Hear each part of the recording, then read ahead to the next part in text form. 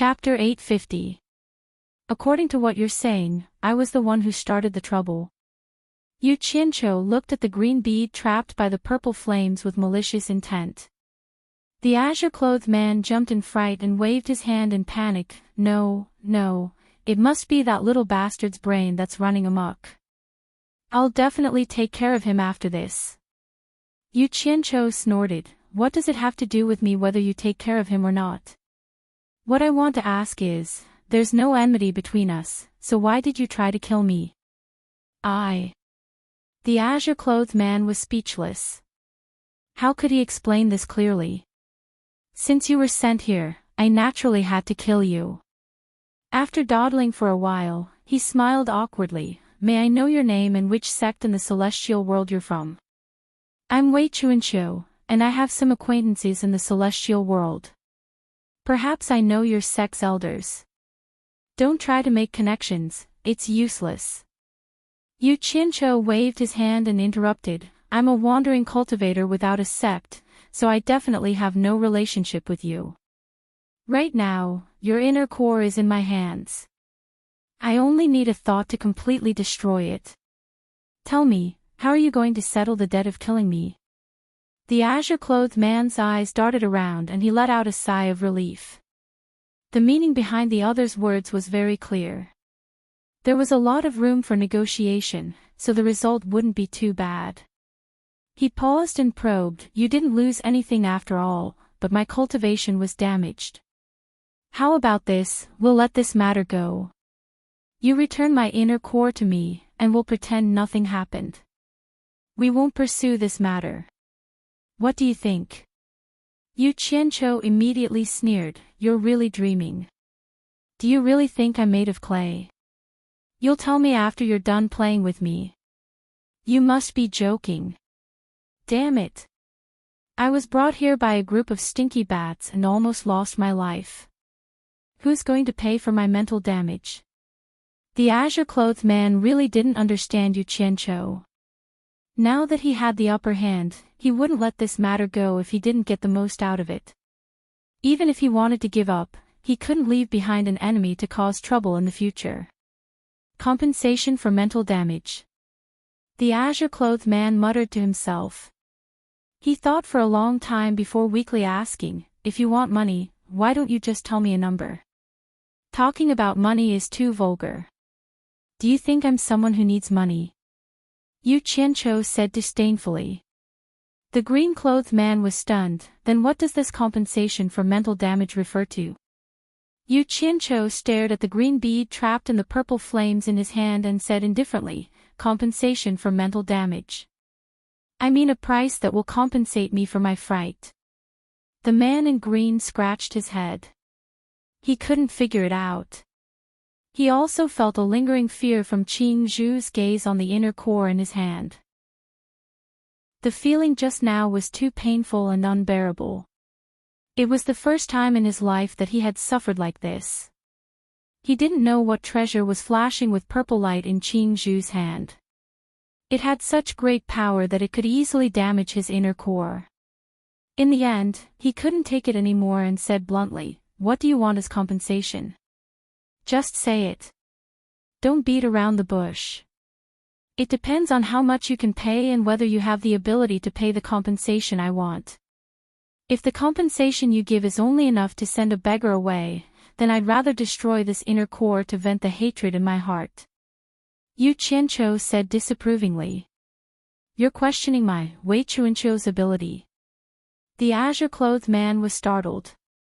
He pointed at his nose and said in surprise, Have you never heard of me, Wei Chuanqiu, in the immortal realm? Or do you not want to settle this matter? Wei Chuanqiu. Yu Qianqiu said suspiciously, I really haven't heard of you. Are you very famous in the immortal realm? So you haven't heard of me. No wonder you're so daring. It seems that I've been cultivating in seclusion for too long. The juniors in the immortal realm haven't even heard of my name. Wei Chuanqiu's small eyes faintly revealed a trace of nostalgia. He sighed, I've been cultivating in seclusion in this jade palace for too long. I'm afraid it's been more than 10,000 years. Back then, although I wasn't a top expert in the immortal realm, I was still a famous figure. Famous. Yu Qianqiu looked up and down at Wei Chuanqiu, who had a pointy mouth, monkey cheeks, and shifty-eyed eyes. He doubted that this person, who was easily controlled by him, could be famous in the immortal realm. Wei Chuanqiu's small eyes flickered as he looked at him. He swung his big sleeves behind his back. He stood up straight and said proudly, although I, Wei Chuanqiu, am not a top expert in the immortal realm, I'm still an early-stage immortal emperor. Back then, who in the immortal realm didn't know me, the green-winged bat king Wei Chuanqiu? Ah! Yu Qianqiu was dumbfounded, green-winged bat king Wei Chuanqiu. He suddenly thought of the Ming cult's 4 great guardian kings. Now, he was a little suspicious that this guy was also a transmigrator. Wei Chuanqiu's eyes lit up. He said excitedly, "How is it? Have you heard of me?" Yu Qianqiu frowned and whispered, "Isn't the green-winged bat king called Wei Yixiao? How did it become Wei Chuanqiu? Who's Wei Yixiao?" Wei Chuanqiu's face gradually became angry. Could it be that someone is pretending to be me, the green-winged bat king? Yu Qianqiu came back to his senses. He knew that it was purely a coincidence. He shook his head. "No, I just said it casually. I couldn't tell that you're an early-stage immortal emperor." "Good, very good." He stared at Wei Chuanqiu with shining eyes. "Now I believe that you have the ability to compensate for my mental damage." "It's good that you believe me." Wei Chuanqiu nodded in satisfaction. "Return the inner core to me. As long as it's within my capabilities, I will agree to it. I won't go back on my words." He thought that his name was worth something, but who would have thought that Yu Qianqiu wouldn't buy it? He raised his eyebrows and stared at the Niden in his hand. "If you take it back and then come back to kill me, then I won't have anything to rely on. That's too unfair for me. I have a good idea. Not only can you get your inner core back, but I can also get the compensation I want for my mental loss." "What idea? Tell me." Wei Chuanqiu's eyebrows twitched. He had a feeling that the other party's idea wouldn't be a good one. "I'm just saying, I don't need you to agree. Don't be rash. If I get nervous and destroy your inner core, then I'm sorry." Yu Qianqiu first gave him a warning so that he would be mentally prepared. He then plucked up his courage and said, "Actually, it's not a big deal. I just want to borrow 100 years of your time as compensation." "Borrow 100 years?" Wei Chuanqiu's eyes flickered. "What do you mean? Explain it clearly." Cough cough. Yu Qianqiu coughed twice and curled his lips. "Very simple. You serve me for 100 years. After 100 years, I will return your inner core to you." Wei Chuanqiu's eyes widened and he raged. "Bullsh *t. You want to enslave me for 100 years? He seemed to be willing to fight. "Don't be rash." Yu Qianqiu shouted. He raised the inner core that was surrounded by purple flames and said, "I'm warning you. If I accidentally destroy it, don't regret it." "You." Wei Chuanqiu stomped his feet in anger and said, "Brat, you're courting death. You dare threaten me? Damn it. There's no such thing as a free lunch in this world." Yu Qianqiu's temper flared. The purple light in his hand shone brightly and he raised his eyebrows. "I'm threatening you. What can you do to me?" Wei Chuanqiu was so angry that he started yelling. He pointed his finger and shouted, "If worst comes to worst, I'll lose a lot of my cultivation today. I don't want to be bullied by you. F***CKU. You attacked first. You think you're in the right. I don't want to be bullied by you." Yu Qianqiu's mouth was fast, but his hands were even faster. He immediately attacked. The purple light in his hand immediately wrapped around the shining green inner core and started to twist. "Aw!" Wei Chuanqiu held his head and screamed. With a wang sound, the green mist exploded. A huge and ferocious-looking green-winged bat immediately flew around the palace. As if its butt was on fire, it screamed and begged for mercy. "Stop, stop. We can talk about it, bastard. You refuse a toast only to be forced to drink a forfeit." Yu Qianqiu angrily controlled the power of the purple flames. With a pa-ta sound, the huge green bat directly fell to the ground. At this time, Zhang Shi's bloody mouth continuously cried out, "I'm dying of discomfort.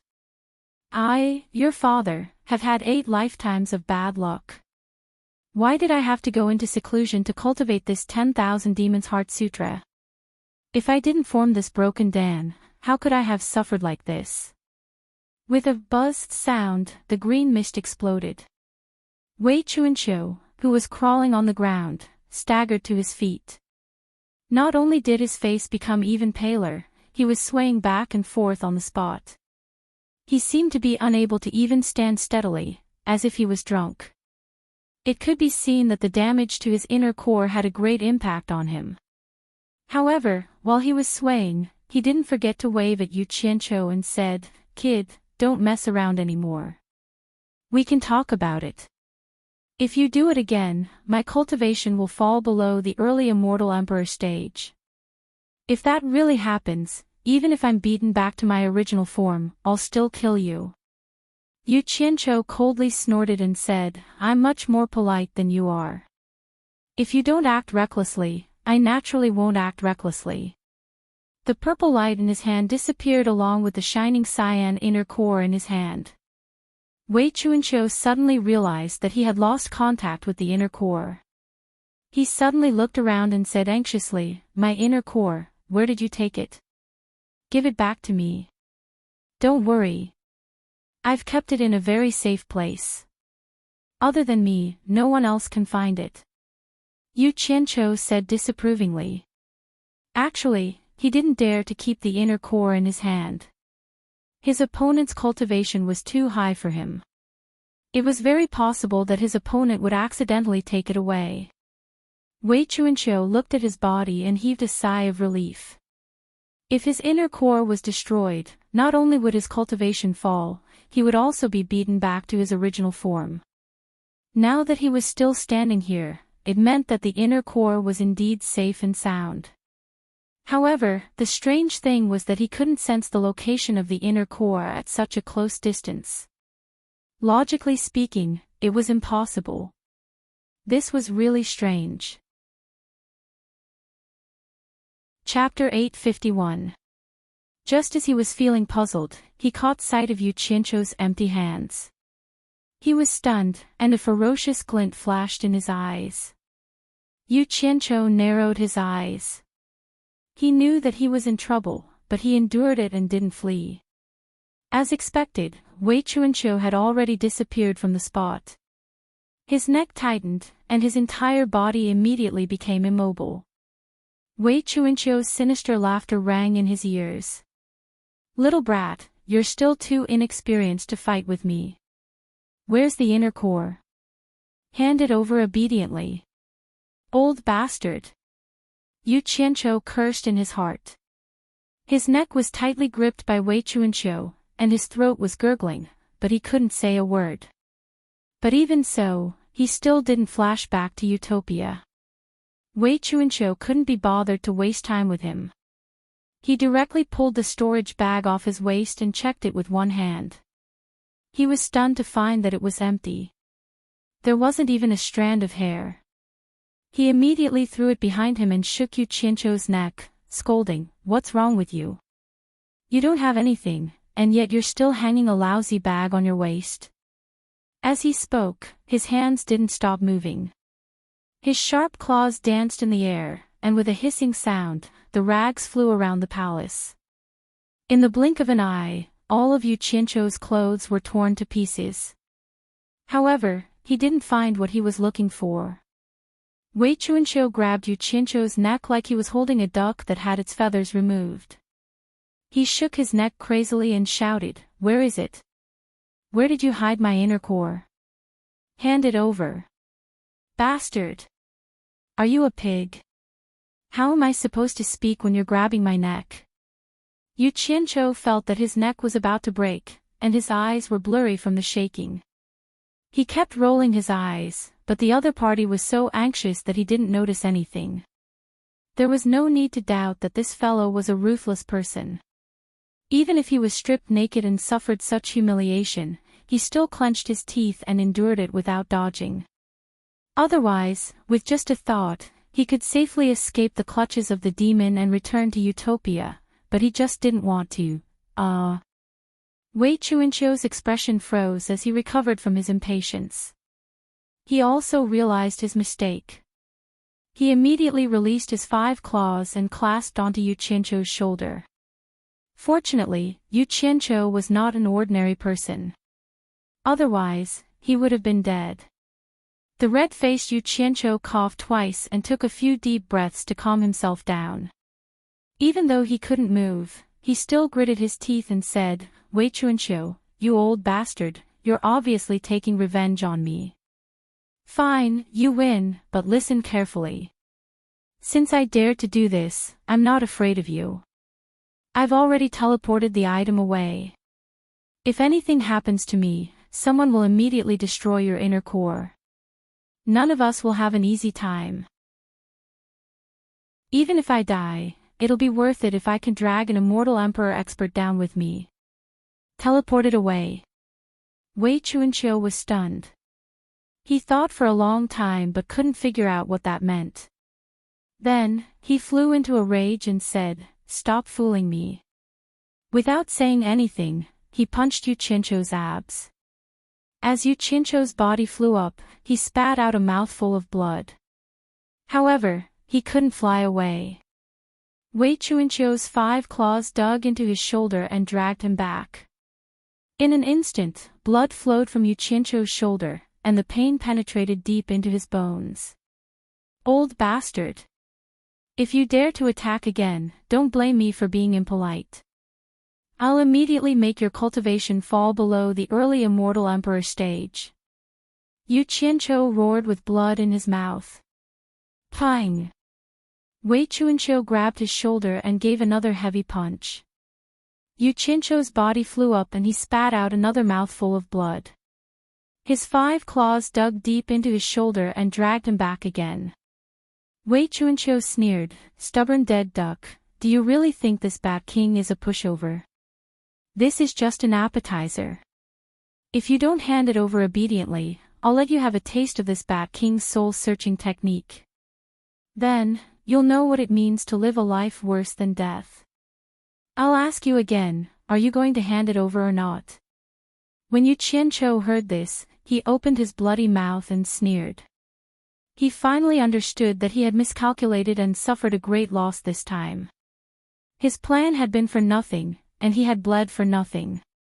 Not everyone was so easy to scare. To deal with this old fox, one had to use a direct and effective method. If you're polite, the other party won't be polite. "Old bastard. You asked for it, don't blame me." Yu Qianqiu's eyes were filled with hatred. "Little bastard, you still dare to be stubborn. You really won't shed tears until you see the coffin. Then, I'll let you have a taste of soul-searching." Wei Chuanqiu's words stopped abruptly. His evil smile froze on his face. His 2 small eyes widened as if he had seen something unbelievable. The 5 claws that dug into Yu Qianqiu's shoulder were covered in blood. However, Yu Qianqiu himself had disappeared without a trace under his eyes. "It's over." Wei Chuanqiu instantly panicked. He didn't even dream that Yu Qianqiu would do this. His inner Dan was still in the other party's hands. The anxious Wei Chuanqiu flashed a series of afterimages in the palace. He searched every corner of the Jade Palace in hopes of finding Yu Qianqiu. However, after searching the entire palace, he couldn't find a trace of Yu Qianqiu. Wei Chuanqiu didn't stop. In a flash, he turned into a ray of light and shot towards the tunnel outside the palace. He firmly believed that Yu Qianqiu must have used some sort of camouflage technique. With his cultivation, he wouldn't be able to escape far. there was definitely a chance to catch him. However, when the ray of light flashed halfway through the tunnel, it immediately stopped. Wei Chuanqiu stood in the tunnel and suddenly turned around. He stared in the direction of the Jade Palace. He suddenly sensed his inner Dan again. It was in the Jade Palace. Without thinking further, he turned into a ray of light and quickly returned. In the end, what he was worried about still happened. Inside the Grand Jade Palace, between two pools of blood and tattered clothes, Yu Qianqiu stood there with a cold smile. The blood on his face and mouth was still there. However, he had put on his clothes again. That damned purple light appeared in his palm again. The scariest thing was that the purple light was still trapping his shining green inner Dan. It was truly a matter of life and death. Wei Chuanqiu's mind was in a daze. He knew that he was in big trouble. He had just offended the other party. The other party was obviously here for revenge. He immediately waved his hands and begged, "Please don't do anything rash. Please don't do anything rash. Everything can be discussed. Discuss my ass." Yu Qianqiu's angry roar echoed throughout the Jade Palace. He cursed, "Old bastard. Now you know fear. Just now, I showed my sincerity to discuss with you, but you tried to kill me. If I fall for your tricks again, I'll write the 3 words Yu Qianqiu upside down. Now, I'll let you have your fill." "Don't." Wei Chuanqiu shouted anxiously, "There's no need to discuss. Whatever you say, I'll agree to it." "Ah." Yu Qianqiu, who was about to kill him, was startled. He could still consider agreeing to anything. He squinted his eyes and said, "No matter what I say, you'll really agree to it." Wei Chuanqiu looked at the purple light in Yu Qianqiu's palm. He nodded and said, "You're Yu Qianqiu, right? As long as it's not too excessive, I'll agree to it." "You bastard. You actually lowered your standards again. Are your words bullsh*t? Yu Qianqiu roared, "I want to beat you up now to vent my anger. Do you agree?" The purple light in his hands suddenly increased. Wei Chuanqiu was so frightened that he said, "Yes, I agree." "Bastard." Yu Qianqiu put away the purple fire and inner core. He rolled up his sleeves and strode forward. He pointed at the frightened Wei Chuanqiu and shouted, "You're not allowed to dodge. You're not allowed to use your cultivation to resist. Otherwise, I'll make you wish you were dead." While Wei Chuanqiu was dumbfounded, Yu Qianqiu took a few steps forward. His 2 fists were covered with a thick golden armor, and it was the kind of golden armor that was covered with teeth nails. With a hoot sound, he swung his fist that was as big as a casserole. A bang sound was followed by a "ah" scream, and Wei Chuanqiu's small body fell to the ground. If one didn't rely on their cultivation to resist, it would be very difficult. "Bastard, you dare to hit me." Yu Qianqiu kept on cursing. He hugged Wei Chuanqiu and gave him a beating.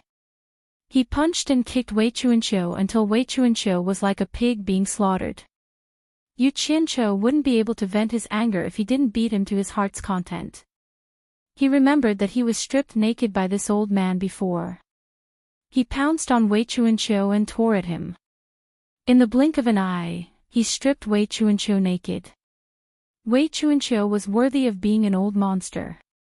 His skin was really thick. Yu Qianqiu's golden armor nails were flattened, but this guy didn't even have a scratch on his body. Yu Qianqiu was even more furious.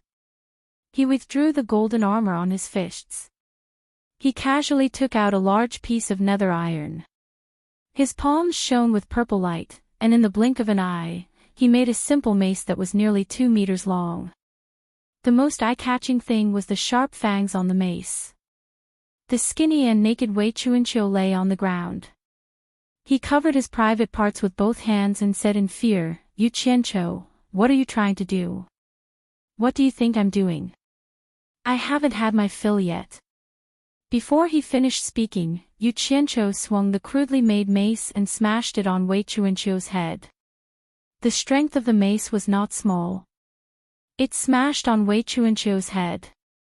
Wei Chuanqiu, who didn't dare to use his cultivation to resist, was immediately swung by a huge force and slid more than 10 meters on the smooth jade ground.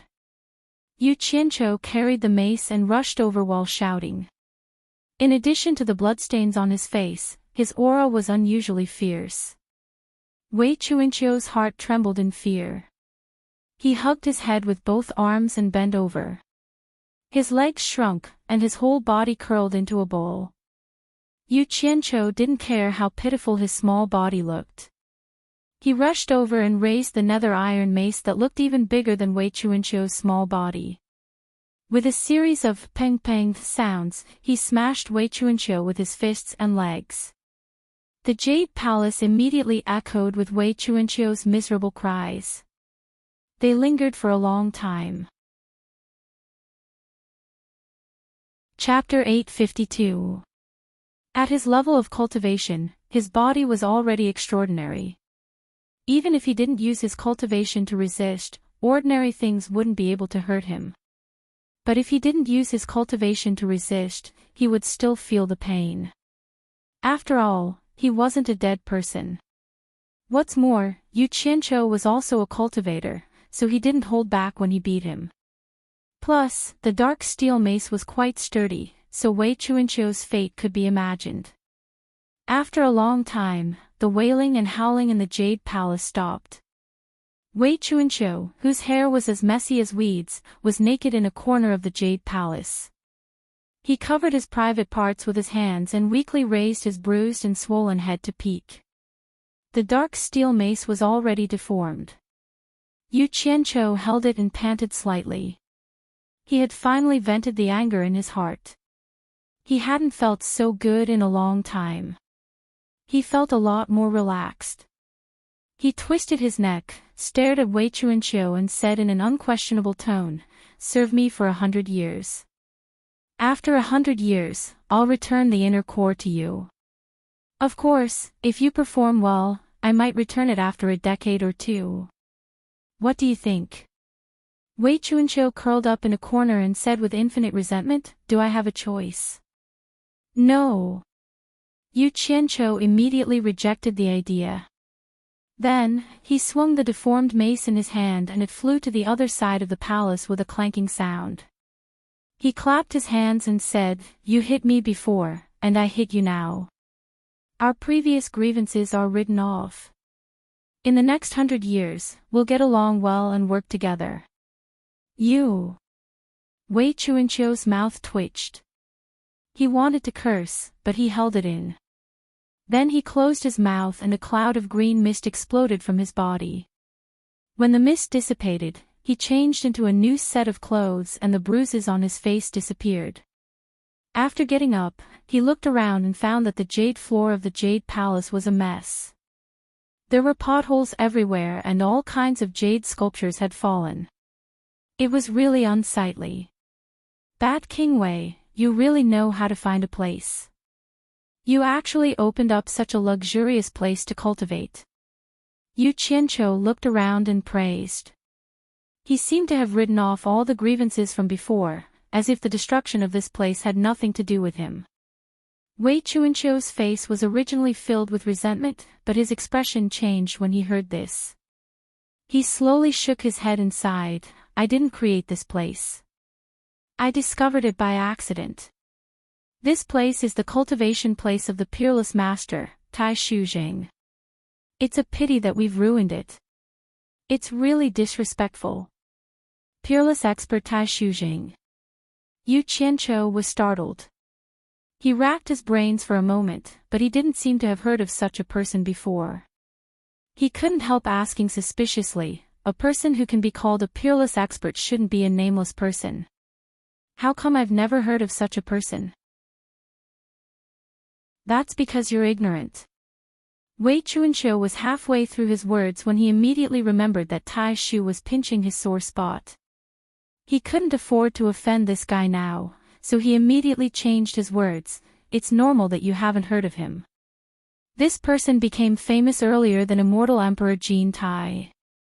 When he shocked the three realms, immortal Emperor Jin Tai was still nowhere to be found.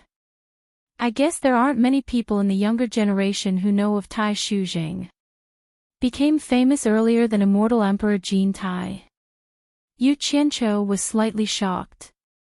He looked around the huge jade palace and after careful observation, he found that there was a faint sense of vicissitudes. He asked in disbelief, "Why have I never heard of such a person?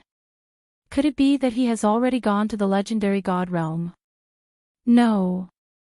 Wei Chuanqiu shook his head and sighed with admiration on his face. It said that with his cultivation, he was qualified to ascend to the god realm. However, he was killed by someone. Ah! Yu Qianqiu was stunned when he heard this. He was stunned and said, his cultivation was high enough to ascend to the god realm, but he was killed by someone. Oh my god! Who would have such an ability? Could it be that someone from the god realm did it? Wei Chuanqiu shook his head again and turned to walk up to the 9-tiered high platform. After he got on the high platform, he bent down and touched the thick and simple jade couch. He said slowly, "That is a story that has been sealed for countless years. I'm not sure what exactly happened. A long time ago, there was a peerless expert among the demon cultivators who shocked the three realms. He was called the ancestor of all demons by the demon cultivators. This person was Tai Shujing. Rumor has it that just as Tai Shujing was about to ascend to the god realm, another peerless genius appeared in the diabolism. It was this peerless genius that destroyed Tai Shujing's hope of ascending to the god realm. The demon god." Yu Qianqiu exclaimed when he heard this. He subconsciously thought of the demon god. Who else could be called the peerless genius of the diabolism other than the demon god? Yu Qianqiu cried out, "Could it be that the demon god killed the ancestor of all demons, Tai Shujing?" Wei Chuanqiu touched the jade couch and nodded. "That's right, it was the demon god." Then, he turned around and slowly sat on the couch. He stared at Yu Qianqiu and said, "In fact, the demon god wasn't called the demon god before he fought with Tai Shujing. It was because he defeated Tai Shujing that he gained the right to ascend to the god realm. Later on, people called him the demon god. Before that, the demon god's name in the three realms was Yi. Yi. The demon god's name was Yi. What a strange name." Yu Qianqiu touched his chin and pondered for a while. He asked suspiciously, since Tai Shujing's cultivation level was high enough to ascend to the god realm, and the demon god was able to defeat Tai Shujing, it meant that he also had the ability to ascend to the god realm. But why did you say that he defeated Tai Shujing to gain the right to ascend to the god realm and become the demon god? This. Wei Chuanqiu twirled his mustache and said in a low voice, "This happened too long ago, so there's no way to verify it. However, there are two legends that point out that the demon god defeated Tai Shujing to gain the right to ascend to the god realm." Seeing that Zhang Xian had stopped, Yu Qianqiu anxiously scratched his ear and urged, "Hurry up and finish your story." "Which two legends? Tell me so that I can broaden my horizons." In fact, he was very interested in the demon god. One should know that Yan Zhuixing, whose life or death was unknown, had always been a shadow in his heart. The terrifying demon god was Yan Zhuixing's backer, so he was eager to know everything about the demon god. Wasn't there a saying, "Know yourself and know your enemy, and you will emerge victorious"? That was what Yu Qianqiu thought. It was better to be prepared than to know nothing. Many people know about the first theory, but I heard about the second theory from an old senior. I'm afraid there aren't many people who know about it. Wei Chuanqiu twirled his mustache and said slowly, "It's said that ascending to the god realm doesn't just depend on one's cultivation. Of course, if one's cultivation doesn't reach a certain level, it's even more impossible to ascend to the god realm. It's said that the god realm doesn't confer gods easily. Every time the god realm descends, the number of people who can ascend to the god realm is limited. Ah. Yu Qianqiu was speechless and said, "You must be joking. There's a limit to the number of people who can ascend to the God realm. Are you saying that there was only one person who could ascend to the God realm, so the demon god and Tai Shujing fought?" "That's roughly what it means." Wei Chuanqiu nodded and said, "The first theory is that there was only one person who could ascend to the God realm. As you said, Tai Shujing and Yi fought over this person. In the end, Tai Shujing was defeated and died. The second theory is that there were actually two people who could ascend to the God realm." "Two people? Then why did they fight?" Yu Qianqiu was shocked and suddenly thought of Bai Changchun. It seemed that the demon god was also a belligerent. Maybe the demon god was also like Bai Changchun, who had nothing better to do and challenged experts everywhere. In the end, he killed Tai Shujing. Wei Chuanqiu shook his head and said with a smile, "This legend is more interesting, but I don't think it's very credible. It said that there were indeed two people who could ascend to the God realm. However, other than Tai Shujing and Yi, there was also a peerless expert called Ming. The three of them were called Xing, Yi, and Ming. Three peerless experts appeared at once, so naturally, two people were not enough. The reason why this legend is interesting is because of the person called Ming. It said that Ming was a woman, and both Xing and Yi fell in love with this woman. The three of them were actually friends. The ancestor of all demons and the demon god fell in love with a woman called Ming at the same time." Yu Qianqiu murmured and raised his eyebrows. Could it be that because Xing and Yi fell in love with Ming, the two men gave one of the two people who could ascend to the God realm to Ming? In the end, there was only one person left, so the two men fought for that person, and in the end, Xing was killed by Yi. That's right. The second theory is the same as what you guessed. That's the general meaning. Wei Chuanqiu laughed wretchedly. That's a little too melodramatic. Yu Qianqiu said. He felt that it was somewhat impossible. In his impression, such experts should be like Bai Changchun, who abandoned everything to pursue the peak of cultivation. It seemed that they should not be restrained by love. After a short moment of silence in the Jade Palace, Yu Qianqiu suddenly exclaimed. He raised his eyebrows and seemed to have thought of something. After a while, he looked around and asked, "Bat King Wei, did you just say that this is the cultivation place of the ancestor of all demons, Tai Shujing?" Wei Chuanqiu was stunned. "That's right. That's what I said. This is indeed the cultivation place of the ancestor of all demons, Tai Shujing. Is there a problem?" Yu Qianqiu rubbed his chin and said with a smile, "Although this palace is luxurious, it's unusually simple." "How did you know that this is the cultivation place of Tai Shujing? Could it be that you found some evidence here? Why don't you take it out and let me have a look?" Wei Chuanqiu's expression changed slightly, but it quickly turned into disdain. "Don't you know what experience is? With my experience, it's not difficult for me to determine the origin of this jade palace." Yu Qianqiu nodded and gave a long "oh." He still had a smile on his face as he asked, "I seem to have heard someone say something about the 10,000 Demons Heart Sutra because of the pain. I wonder if this 10,000 Demons Heart Sutra is related to the original owner of this place, the ancestor of all demons. What do you think, Bat King Wei?" Chapter 853. Wei Chuanqiu's expression did not change as he revealed a look of disdain. He said disdainfully, "You really dare to think? If the 10,000 Fiend Heart Sutra that I cultivated was related to the 10,000 Fiend ancestor, would I have ended up like this?" Although Wei Chuanqiu's words made sense, how could Yu Qianqiu be so easily fooled? He had clearly heard Wei Chuanqiu pounding the ground and howling that he shouldn't have gone into closed-door cultivation to cultivate the 10,000 Demons Heart Sutra. This meant that Wei Chuanqiu had not cultivated the 10,000 Demons Heart Sutra before going into closed-door cultivation.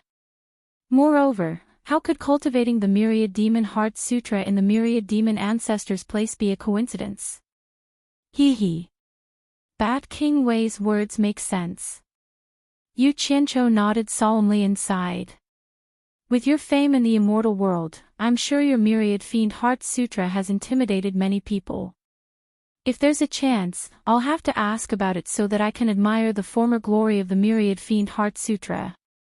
Hearing this, Wei Chuanqiu could no longer pretend, and his expression changed greatly. Others may not know, but he knew very well that the myriad demon heart sutra was indeed a treasure left behind by Tai Shujing, and he obtained it by chance. That was why he had been in seclusion for 10,000 years. It was only because the myriad demon's heart sutra was suitable for demons to cultivate, and he himself was a descendant of primordial beasts. Now, he was even ranked among the ranks of immortal beasts. Although he was closely related to demons, there was still a huge difference between him and demons. After 10,000 years, he finally found a way to achieve the same goal through different means and began to condense a Yao Dan. He saw that the day he would be able to cultivate the myriad demon heart sutra was not far away.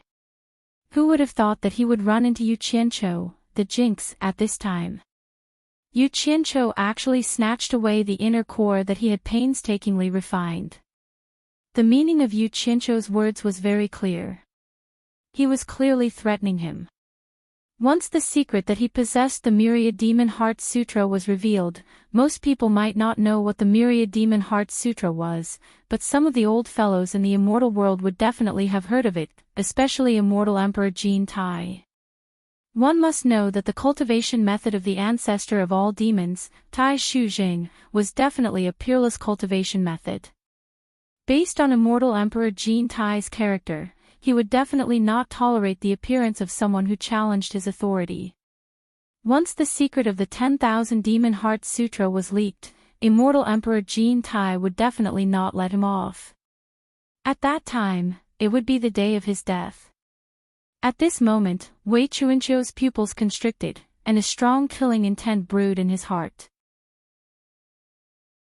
However, on second thought, his inner core was controlled by Yu Qianqiu. He had tried before, and even if he killed Yu Qianqiu, he would not be able to find his inner core. The consequences of losing his inner core were very serious. If it was really as Yu Qianqiu had said, if something happened to him, someone would immediately destroy his inner core. Then, he would completely degenerate into a ferocious beast with no intelligence. He could not afford to take this risk. Yu Qianqiu, what do you want? Wei Chuanqiu stood solemnly, and with a gloomy expression, he gritted his teeth and said, I have agreed to serve you for 100 years, it is already very difficult. Don't be greedy and go too far. Yu Qianqiu shook his head and smiled. He slowly walked towards the high platform and sat on the jade couch.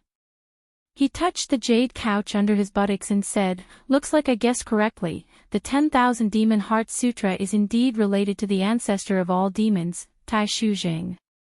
Wei Chuanqiu tilted his head and looked at him, his small eyes flashing with a gloomy light. So what? Do you want the 10,000 Demon Heart Sutra? That is impossible. Let me tell you, I can give up anything, but the 10,000 Demon Heart Sutra belongs to me alone. This sutra contains my lifelong dream. Even if I die, I will not give it to anyone else. You better give up on this idea. Besides, even if I give you the 10,000 Demon Heart Sutra, it is useless to you. Humans cannot cultivate the 10,000 Demon Heart Sutra. When Yu Qianqiu heard this, he fell into silence. It was just as Wei Chuanqiu said, he indeed wanted the 10,000 Demon Heart Sutra. The cultivation technique of an expert who had the qualifications to become a god was extremely attractive to him. However, Wei Chuanqiu's attitude was so resolute, as if he was prepared to die rather than submit. Using threats would definitely not work. Moreover, if it was really as Wei Chuanqiu said, that he was unable to cultivate the 10,000 Demon Heart Sutra, even if he put in all his effort to obtain it, the price would not be small. It was very likely that he would lose the assistant Wei Chuanqiu that he desperately needed at this moment. Bat King Wei, you are thinking too much. Yu Qianqiu slowly said, "The reason why I am concerned about the 10,000 Demon Heart Sutra is not because I want to obtain your 10,000 Demon Heart Sutra. You can rest assured about this. I just want you to do me a favor." Wei Chuanqiu asked suspiciously, "What favor?" Yu Qianqiu's eyes instantly lit up. He said in a cadence, "If there is a chance, I will introduce a disciple to you. Please teach her the 10,000 Demon Heart Sutra. As for the speed of teaching, I will leave it to you. I will definitely not force you. However, you must promise me one thing. Before the 100 years are up, you must at least let her have the ability to protect herself when she encounters an expert below the Immortal Emperor stage. This is my only request, and it is also a request that you must promise me. Otherwise, I don't care if you want to live or die. I guarantee that you will not live past today. Bat King Wei, can you promise me this?" This. Wei Chuanqiu hesitated with some difficulty. It was difficult for him to make a decision. Seeing his hesitation, Yu Qianqiu's eyes flashed as he continued, "Although I don't know why you have not made much progress after cultivating the 10,000 Demon Heart Sutra for 10,000 years, I believe that Tai Shu Zhang's 10,000 Demon Heart Sutra is definitely not simple. It should not be difficult to create an ordinary expert. I'm afraid that you have encountered some insurmountable difficulties. Don't worry, if you encounter any external difficulties during the teaching process, you can tell me. Leave everything to me. If I can solve it, I will do my best. If I can't, I will think of a way to solve it. You only need to sincerely teach her the 10,000 Demon Heart Sutra. Leave all the troubles to me." Wei Chuanqiu twirled his huge sleeves, twirled his mustache, looked at Yu Qianqiu from head to toe, and said, "There are indeed some headache-inducing troubles in the process of cultivating the 1000 Demon Heart Sutra. With your cultivation base, are you sure you can solve them?" Sitting cross-legged on the jade couch, Yu Qianqiu said coolly, "I believe the speed of teaching and the speed of solving problems are directly proportional. If it is because I am unable to solve the problems brought about by the external objects that affect your teaching, then I can only blame myself. You can't be blamed. You do not need to worry." Hearing this, Wei Chuanqiu began to ponder. He realized that Yu Qianqiu's request was actually not excessive. The 10,000 Demon Heart Sutra was broad and profound. If he taught her a portion, it would not affect him much. After all, Yu Qianqiu did not ask him to teach her everything he knew. He only needed her to reach a certain level within 100 years. Most importantly, although this fellow's cultivation was not high, his methods were unfathomable. Who knows, he might really be able to solve some of the troubles in the process of cultivating the 10,000 Demon Heart Sutra. This would also be beneficial to him. After thinking it over, Wei Chuanqiu said, "I can promise you. However, what if you do not return my inner core after this, or leak out the secret that I possess the 10,000 Demon Heart Sutra? You have a handle on me, but I have no way to deal with you. Words have no proof. How do you expect me to believe you? That's easy. I'll just give you a handle on me to put you at ease." As soon as Yu Qianqiu finished speaking, he stood up in a flash. His eyes that were staring at Wei Chuanqiu suddenly lit up with two purple flames. At this moment, a purple flame suddenly burst out from Yu Qianqiu's body. A majestic and powerful energy violently burst out. The terrifying temperature that could incinerate everything was emitted. The raging purple flames shook people's hearts. The purple brilliance was magnificent and magnificent. Yu Qianqiu quietly stood on the jade couch. His body was surrounded by the purple flames. He was like an evil god as he coldly stared at Wei Chuanqiu. He carefully controlled the majestic power of the purple flames. Otherwise, the Jade Palace would instantly become an underground ruin. However, he could not avoid letting Wei Chuanqiu have a taste of it. Otherwise, how could he convince Wei Chuanqiu? Wei Chuanqiu was immediately startled by the high temperature. At first, he was able to use his profound cultivation to barely block it. However, when the terrifying temperature truly pressed down on him, he immediately let out an "ah" and dodged far away. Dumbfounded, he pointed at Yu Qianqiu and stammered, this is, could this be the purple flames? When Yu Qianqiu was controlling his inner core, he did not recognize what it was. However, at this moment, when the terrifying purple flames appeared, he immediately recognized it. To Wei Chuanqiu's knowledge, besides the purple flames, there was nothing else that could imitate such a terrifying purple flame. The dazzling purple light that was refracted by the entire Jade Palace gradually dimmed. The raging purple flames were slowly withdrawn into Yu Qianqiu's body. Yu Qianqiu stood on the couch with his hands clasped behind his back. He indifferently said, "Bat King Wei's eyesight is indeed not ordinary. To actually be able to recognize it. That's right, it is the purple flames." After receiving confirmation, Wei Chuanqiu's small eyes suddenly widened. He exclaimed from a distance away from Yu Qianqiu, "How is this possible? How could you possibly hide the purple flames in your body?" He. Bat King doesn't need to worry about this. Yu Qianqiu teleported in front of Wei Chuanqiu. Facing him, he smiled and asked, "Apart from me, the only one who knows the secret of the purple flames in my body is you. Once this news gets out, I'm sure Immortal Emperor Jin Tai won't let me off." With such a big weakness given to Bat King, I'm sure Bat King now feels safe. I wonder if Bat King still has any doubts. Wei Chuanqiu let out a breath of cold air. He slowly shook his head and said, "Unbelievable, truly unbelievable. I've only heard of people using magical treasures to contain purple flames, but I've never heard of anyone storing purple flames in their body. As expected, there is always someone better out there. I've finally seen it. Falling into your hands today is not an injustice. Since you're so sincere, what else do I have to say? Good. I promise you." He. Bat King is straightforward.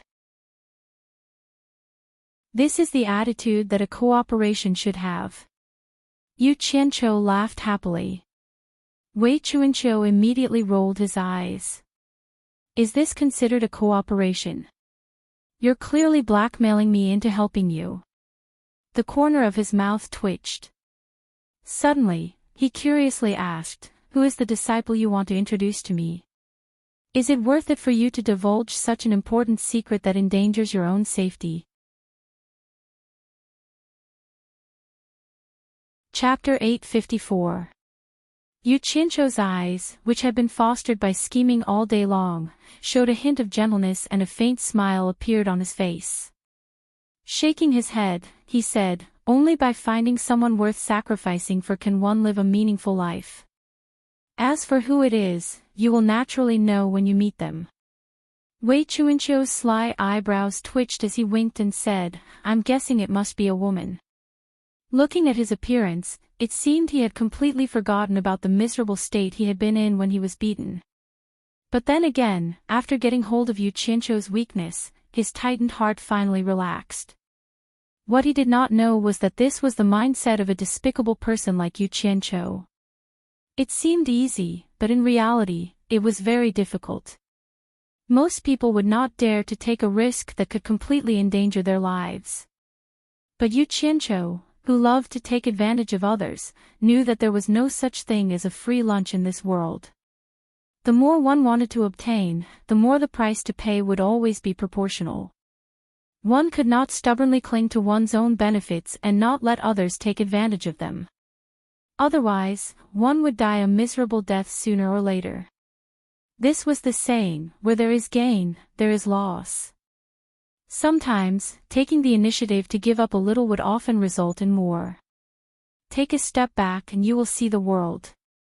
Yu Qianqiu smiled faintly and did not answer whether he was a man or a woman. Turning to a serious face, he said, "Bat King Wei, the 100-year period is starting to take effect. You have been cooped up here for 10,000 years, now it is time to come out with me to get some fresh air." Wei Chuanqiu's expression twitched as he looked around the huge jade palace. Smiling bitterly, he said, "You spent so much effort to get me out, but what do you want me to help you with? It can't be that I will lose my life before the 100-year period ends, right?" Yu Qianqiu looked at him and said with a smile, "Could it be that the green-winged bat king I fancy is so useless?" "Ha! Don't look at me like that, I am not trying to provoke you. Perhaps one day you will find that leaving this place with me is the best choice. I hope your words are auspicious." Wei Chuanqiu cupped his hands at him in a bad mood. "Ha! Come with me. If you continue to be so long-winded, I'll release a purple flame and turn this place into a proper bat nest." After saying that, Yu Qianqiu took the lead and dashed out of the cave. He threw a silver ball into the winding passageway and rushed out of the cave to wait.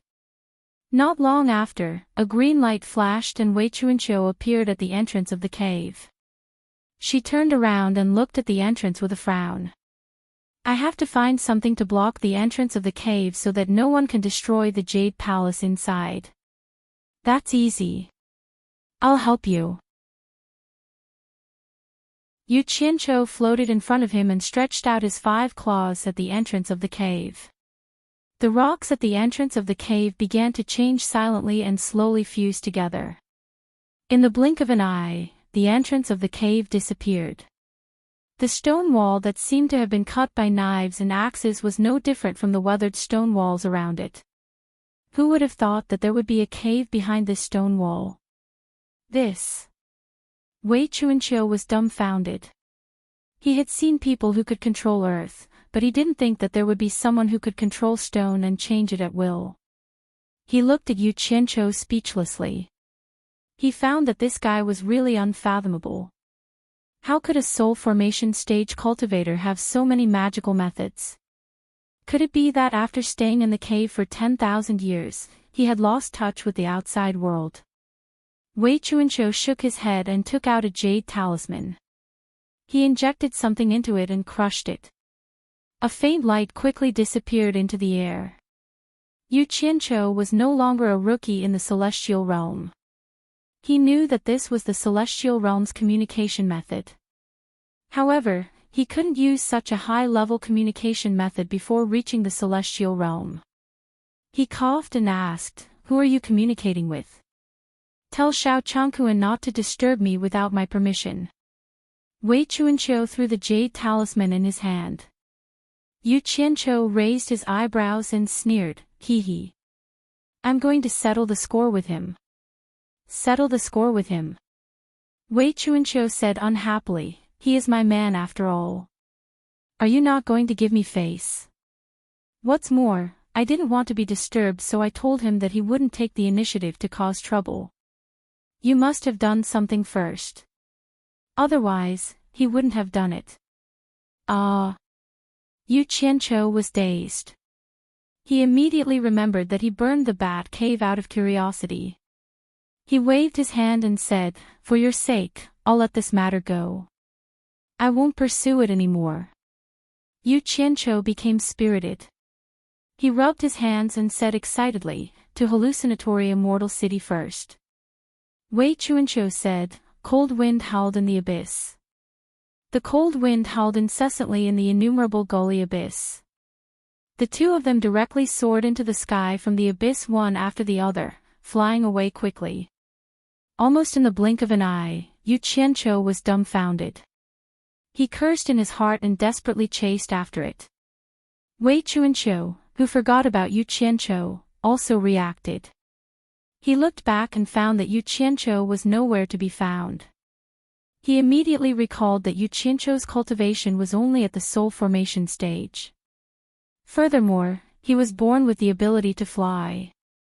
His flying speed was one of the best in the immortal world. How could Yu Qianqiu catch up to him? He stopped in the air and waited for a while before he saw Yu Qianqiu chasing after him. As he flew, he shouted, "Bat King Wei, don't just care about yourself." Wei Chuanqiu waited for him to catch up and slowly flew with him.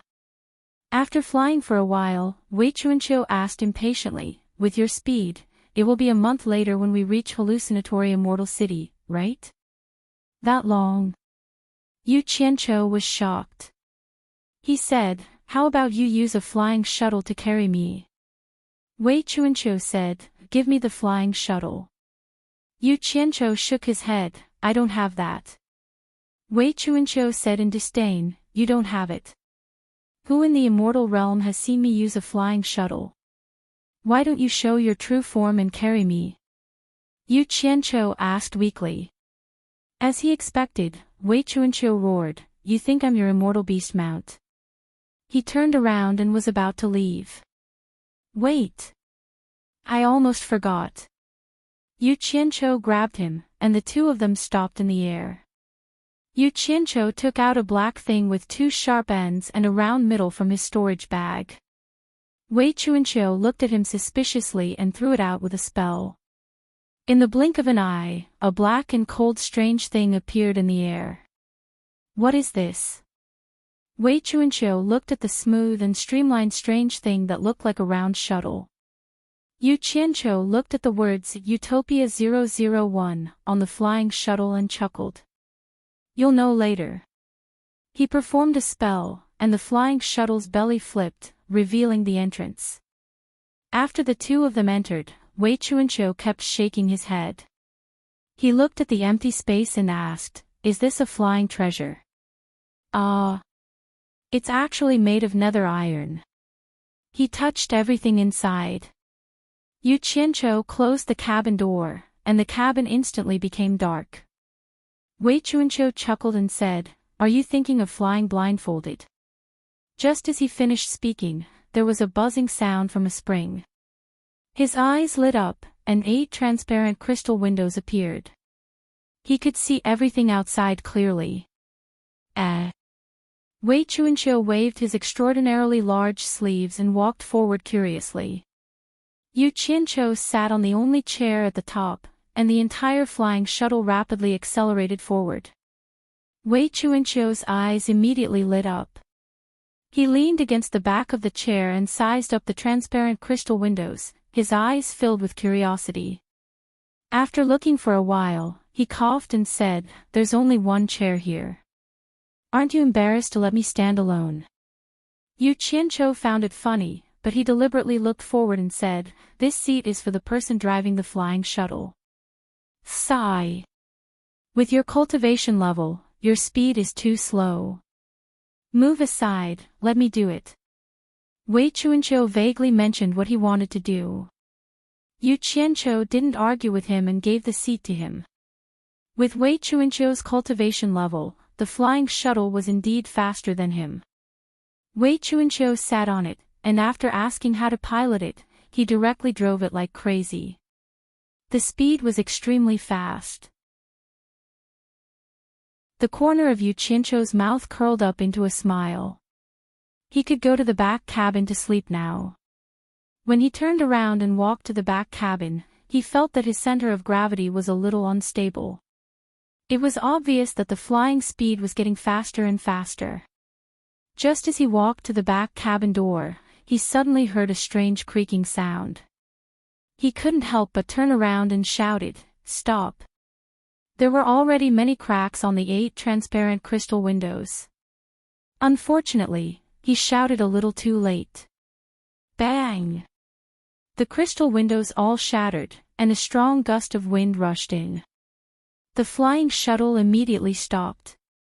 Wei Chuanqiu sat on the chair, dumbfounded. He said in surprise, why is it so weak? Yu Qianqiu was speechless. This thing was made by the Jing family, one of the 4 great clans in the human world. The Jing family probably didn't expect that one day, it would be controlled by an immortal emperor. At such a high speed, it was normal that the crystal windows couldn't withstand the pressure and broke. The two of them quietly flew out of the broken window. Yu Qianqiu used a spell to keep the flying shuttle. He held it in his hand and said bitterly, there's only one of this in the entire celestial realm. I borrowed it from someone to play with. Now it's destroyed by your hands. How am I going to explain this to others? Wei Chuanqiu believed him. There probably wasn't another such strange thing in the celestial realm. He smiled awkwardly and said, "This thing can't be looked at or not. It's fine if it's destroyed. Let's continue on our way." Yu Qianqiu wasn't someone to be trifled with. Now that he had found an excuse, he wouldn't give up so easily. He immediately said expressionlessly, "I think you should just show your true form and carry me." Wei Chuanqiu couldn't say anything about an immortal beast or a mount anymore. It was his fault for destroying someone else's precious item. In the end, he gritted his teeth and said, "This is the only time. There won't be a next time." The green fog exploded, and a huge green bat with a wingspan of 5 to 6 meters appeared. Yu Qianqiu's eyes lit up. He didn't need Wei Chuanqiu to tell him to stand on the bat. The ferocious-looking bat carried him and disappeared into the distance. Chapter 855. The vast land was filled with undulating mountains and valleys, and the winding rivers surged endlessly. Above the clear blue sky, a ray of green light directly streaked across like a shuttle. Yu Qianqiu stood on the back of the giant bat with his hands clasped behind his back, silently admiring the magnificent mountains and rivers below. His heart was filled with emotions. It was not because of the beauty of the mountains and rivers, but because he had never thought that one day he would be able to control an immortal beast with the cultivation of an immortal emperor. He reckoned that those who could control an immortal beast of this level were not ordinary people. On the other hand, Wei Chuanqiu, who had revealed its true form and was flapping its wings, flew in silence, as if it was suppressing a breath of resentment in its heart. No matter how Yu Qianqiu tried to strike up a conversation, it did not reply, and from the giant bat's ferocious face, he could not see its expression. As the 2-meter-long wings flapped, a faint green splendor sprayed out like a rainbow. As the wings flapped, the edges of the wings undulated with a brilliant green arc of light. It was extremely beautiful. Yu Qianqiu originally thought that he would have to withstand a huge wind pressure standing on top of it. After all, the flying speed was too fast. However, to his surprise, as soon as this giant bat flew, its body immediately surged out a very beautiful arc-shaped green light shield, breaking through the air and flying rapidly. The green light was like a thin nebula, rising from the head of the giant bat, sliding down to its tail, forming a green light tail. It was truly indescribably beautiful. Yu Qianqiu stood on Wei Chuanqiu's back as if he was in a dream. He did not feel the wind pressure brought by the high-speed flying at all. It was a very magical feeling. Every time the green wings slowly flapped, the beautiful scenery of the mountains and rivers below would quickly fade away. It could be seen how fast Wei Chuanqiu's flying speed was. One man, one bat. After a silent stalemate for a whole day, Yu Qianqiu had already sat down with his legs crossed. He took out a piece of roasted meat from God knows where, and it was the kind that was filled with hot steam, the kind that was overflowing with fragrance. He took a bite and chewed twice. The other hand was pouring fine wine into his mouth. In both of Yu Qianqiu's lives, this was the first time he had done something so pleasurable. Not only was it like falling into a dream, there was also the constantly changing scenery below, plus he was high up in the sky, the rosy clouds were passing by, and there was fine wine and delicious food. The word pleasurable could not describe it. The giant bat flapped its wings and looked back from time to time, its eyes filled with uncontrollable anger. Yu Qianqiu burped as he shook the roasted meat in his hand. With a concerned look on his face, he asked, "Bat King Wei, do you want to stop and eat something?" The bat suddenly turned around and ignored him. This was the first time in his life that he had become someone else's mount. One could imagine the grievance in his heart. Suddenly, he felt a cold dripping sensation on his back. When he turned around to look, he immediately flew into a rage. He saw Yu Qianqiu raising the wine pot and gulping it down. The clear wine flowed out from the corner of his mouth and wet his back. He immediately roared, "Yu Qianqiu, who do you think I am? Don't be too presumptuous." "I'm sorry, I really didn't mean to." Yu Qianqiu apologized again and again. He spread his fingers and tried the absorbing star's great art. A cloud of white mist rose and was sucked into his palm. The wet area was instantly dried up. The giant bat's pupils shrank when it saw the cloud of white mist entering his palm. It snorted coldly and turned around. A smile hung on Yu Qianqiu's face. He finally forced this guy to speak. Seizing the chance, he coughed and asked, "Bat King Wei, how much longer do we need to reach the hallucinatory immortal city?" Wei Qianqiu's anger had yet to dissipate, so he ignored him and flew straight ahead. Suddenly, he saw a tall mountain in the distance. There were perilous peaks everywhere, clouds swirled around them, and white cranes danced among the towering ancient pines. There was a clear spring in the mountain, and a waterfall splashed like the Milky Way. The green mountains and clear waters were lush and green. Yu Qianqiu threw away the food in his hand and jumped to his feet. His eyes shone as he clicked his tongue and said, "What a paradise.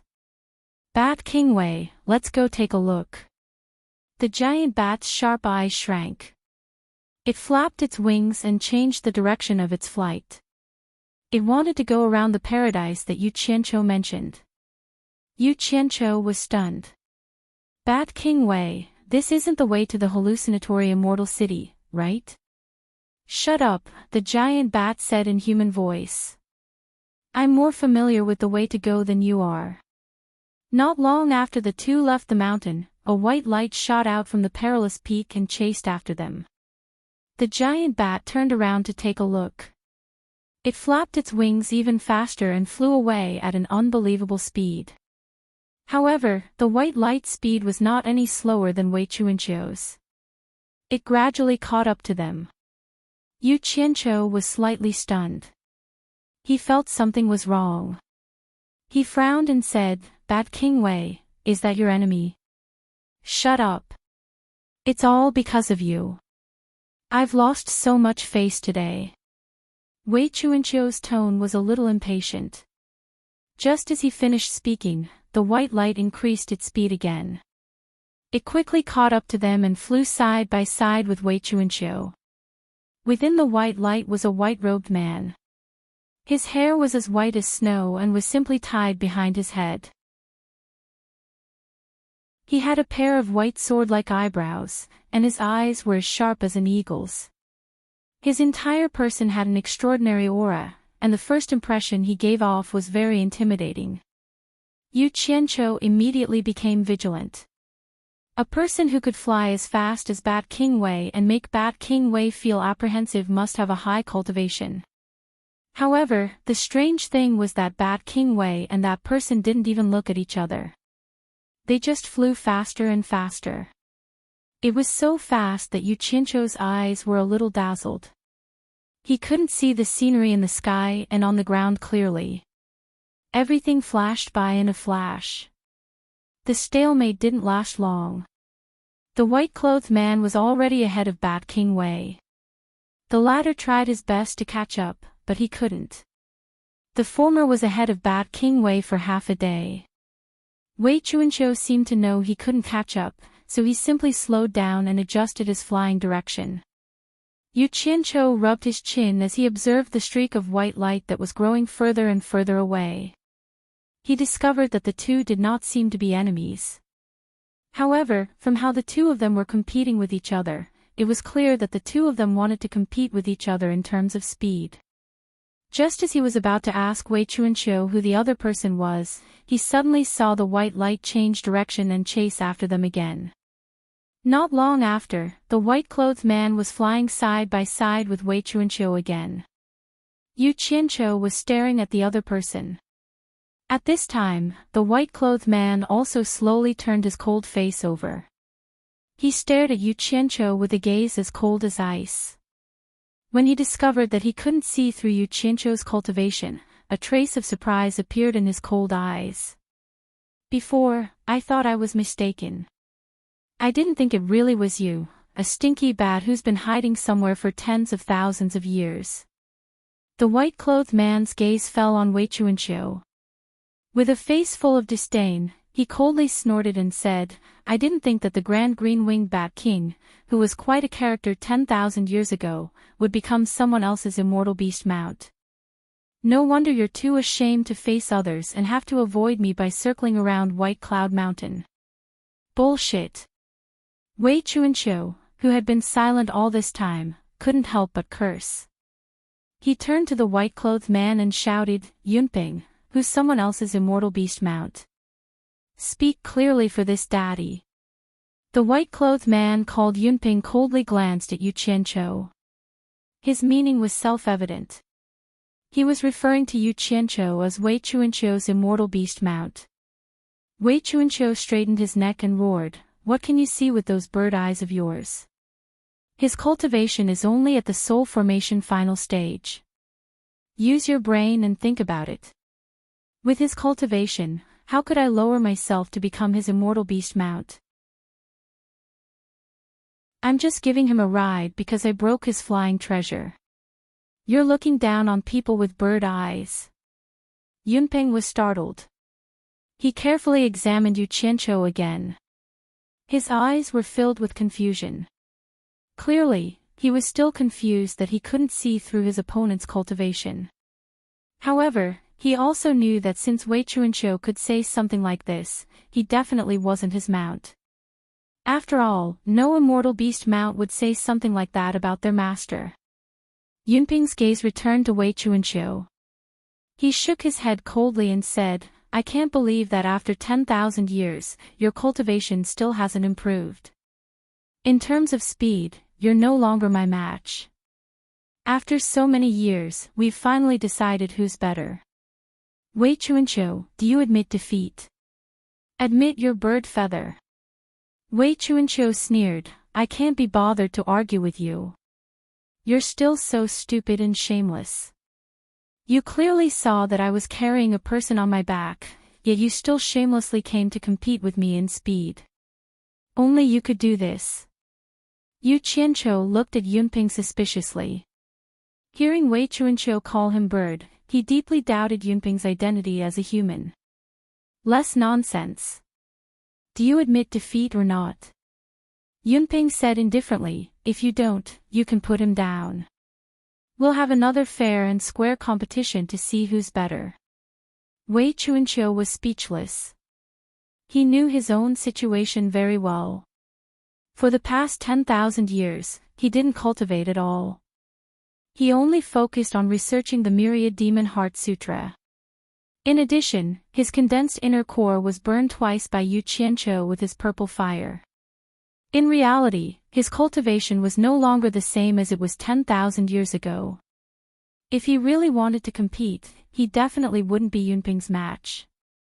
Even so, the large bat's eyes darted around as if he thought of something.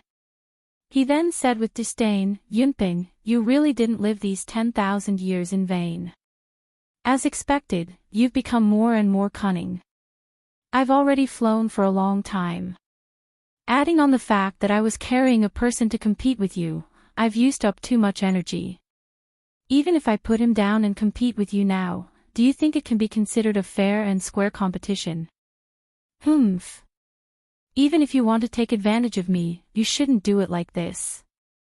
Yunping's white eyebrows furrowed. He muttered, then why don't you come to my Baiyun mountain to rest first? When you've recovered, we'll have another fair and square competition. At that time, I'll make you accept your defeat. Wei Bat King continued to fly forward. He sneered and replied, I don't have your free time. I promised to send him to hallucinatory Immortal City. Let's talk about the competition when there's a chance. Yunping's cold face was full of disdain. He said coldly, don't tell me you know you can't do it, so you're looking for an excuse. Wei Bat King suddenly turned around and said word by word, if you really want to compete, why don't you reveal your true form? Just like how I carried him to compete with you. Do you dare to carry him and compete with me?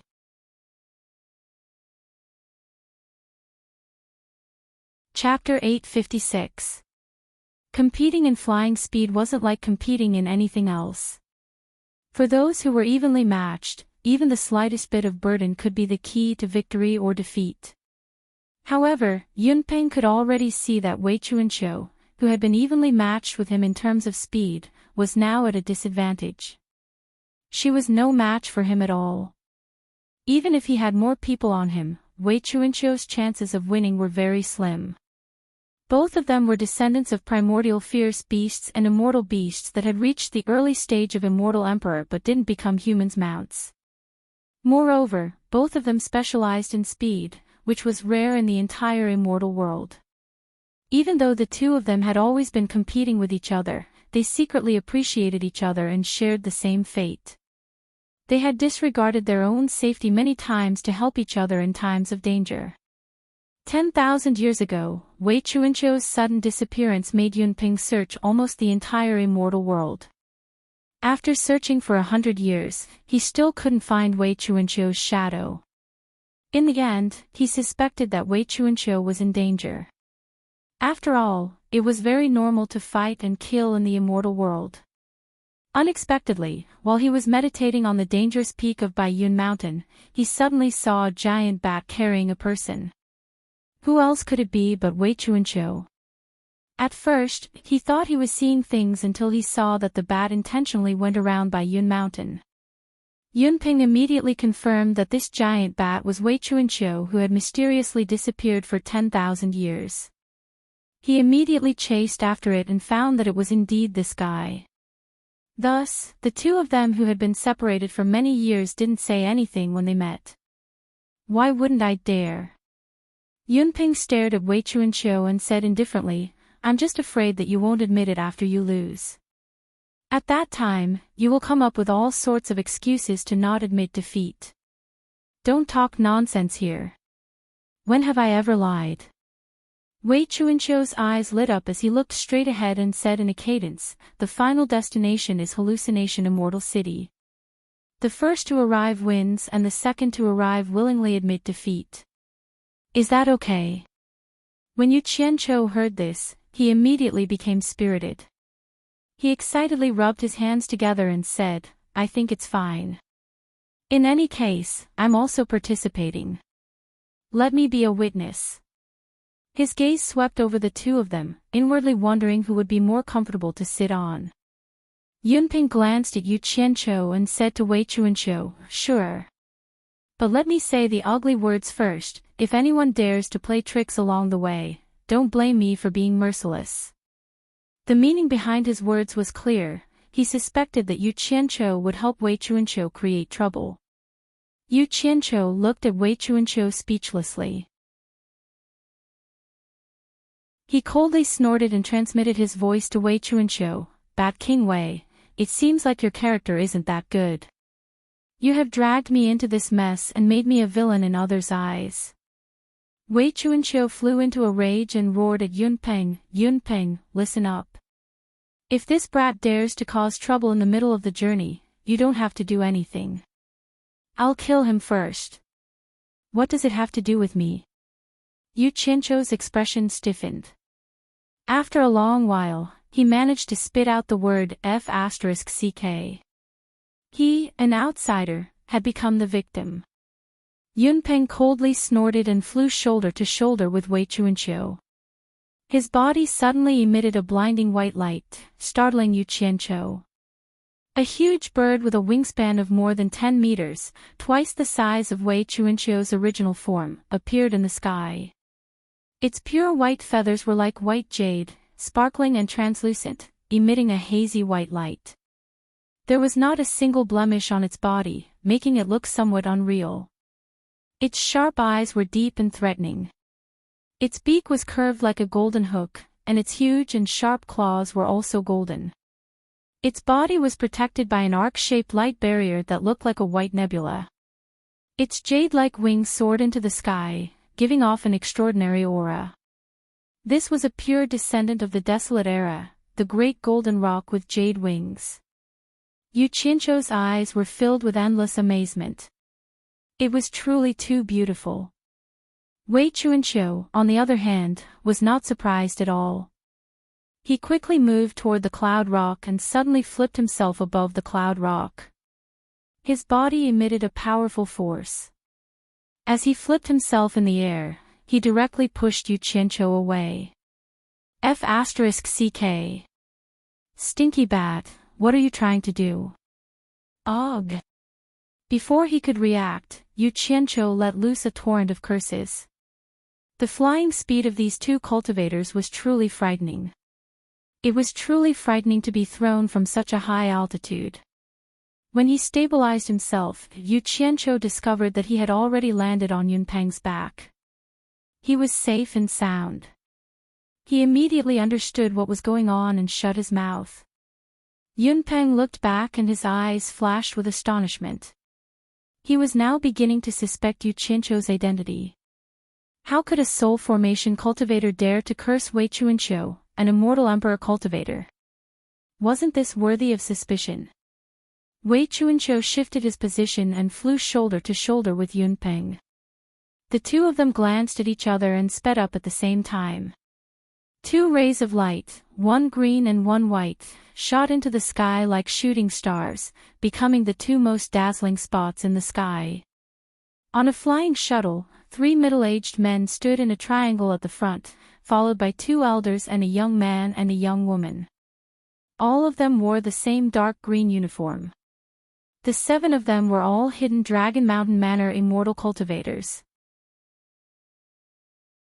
The 2 elders in the middle were hidden Dragon Mountain Manor elders. One was called Duke Long Yu and the other was called Guang Juanru. The 6 men and 1 woman stared dumbfoundedly at the 2 streaks of light flying away. They had clearly seen the changes that had occurred in the sky just now. In particular, Yu Qianqiu's cursing fit the situation very well. After a long time, the man driving the flying shuttle at the front said, "So fast." He thought that his flying shuttle was fast enough, but compared to the other party's flying speed, it was simply incomparable. He was simply too far behind to catch up. Green Wing Bat King Wei Qianqiu. White Cloud Mountain Lord Yunpeng. Duke Long Yu and Guang Juanru looked at each other and called out a name. Hearing these 2 names, a commotion broke out on the flying shuttle. These 2 were famous figures in the immortal world. The others had only heard of them but never met them. Duke Long Yu was startled. These 2 experts haven't appeared together in the immortal world for a long time. I didn't expect to see them together again today. Guang Juanru shook his head and sighed. Wasn't there a rumor that Green Wing Bat King Wei Qianqiu is dead? Why did he appear again after 10,000 years? Rumors can be real or fake. Now that we've seen Green Wing Bat King, rumors are just rumors, we can't take them seriously. Duke Long Yu sighed and looked far into the sky, looking at the direction they're going. Could they be heading to the hallucinatory immortal city like us? That's not for sure. They rarely appear, I'm afraid they won't go to that crowded place. Guang Juanru pondered. The young man behind him glanced at the beautiful lady with a slender waist and voluptuous breasts. Seeing her bright eyes and confused face, he asked, "Grandpa, who is that young man who landed on White Cloud Mountain Lord? I heard that Green Wing Bat King and White Cloud Mountain Lord hate immortal beasts being other people's mounts. Why would they ride on this person?" The young man was Guang Juanru's grandson, Guang Nianzu. The beautiful lady beside him was Duke Long Yu's granddaughter, Long Xiaojiu. The former seemed to know the latter very well. Duke Long Yu nodded and said, "I think it's strange too. Unfortunately, I was too focused on Wei Qianqiu and Yunpeng. I didn't see the young man's face clearly. I wonder what kind of expert he is to make these 2 experts ride on him willingly. Does Junior Marshal Brother Guang know this person?" He noticed that Guang Juanru was frowning in thought, so he asked. "I didn't pay much attention to him, but he does look familiar." Guang Juanru stroked his beard and pondered. Suddenly, he raised his head and said in shock, "It's him. How is this possible?" Everyone on the flying shuttle stared at him. Duke Long Yu smiled faintly and said, "Junior Marshal Brother Guang, don't keep us guessing. Who is this person?" Guang Juanru smiled and shook his head. I saw him when I led the team to the God Ruin Realm meeting. This person is the most famous young man after the God Ruin Realm meeting. But everyone says he's a demigod wandering cultivator. Why is he riding on Wei Chuanqiu and Yunpeng's back? This is simply unimaginable. When everyone heard this, they looked at each other in disbelief. Duke Long Yu frowned and said, could this person be the Yu Qianqiu who single-handedly killed 30 disciples of Heartless Palace in the Divine Ruin Realm? If I'm not wrong, it should be him. Guang Junru smiled bitterly. Everyone said that he has offended Heartless Palace, and they will definitely not let him go. But who would have thought that he has the support of Green Wing Bat King and White Cloud Mountain Lord? I'm afraid that even if Heartless Palace wants to touch him, they will have to think twice. If these two old monsters join hands, if those old fellows from Heartless Palace don't come out, they probably won't be able to do anything to Yu Qianqiu. After all, these two old monsters are not to be trifled with. Long Xiaozhou, who had been depressed all this while, suddenly bit her lips. Hatred flashed across her eyes as she asked, this Yu Qianqiu should be that Wanling's lover, right? I heard that Wanling shamelessly flirted with that Yu Qianqiu in front of everyone. Grandpa Guang, you were at the scene, you should have seen it too, right? The flying shuttle instantly became silent. Everyone was secretly sizing each other up. Ancestor Guang Nianzu looked at Long Xiaozhou with a complicated expression. Everyone present knew that Long Xiaozhou and Wanling were archenemies. Long Xiaozhou was originally in love with a handsome young man, and both parties were already discussing marriage. Who knew that Wanling would suddenly come out and interfere, and actually bewitch the man who was about to become Long Xiaozhou's husband away? The most infuriating thing was that after Wanling coaxed that man to break up with Long Xiaozhou, she also kicked that man away. In the end, that man found Long Xiaozhou to repent and beg her to forgive him. Long Xiaozhou, who suffered great humiliation, killed that man in a fit of anger, which caused quite a bit of trouble. Fortunately, Hidden Dragon Mountain Manor was strong enough, and this matter was finally settled. But Long Xiaozhou and Wanling were at loggerheads, almost regardless of the occasion. As long as they met, they would make a big fuss, but Long Xiaozhou always suffered losses in Wanling's hands.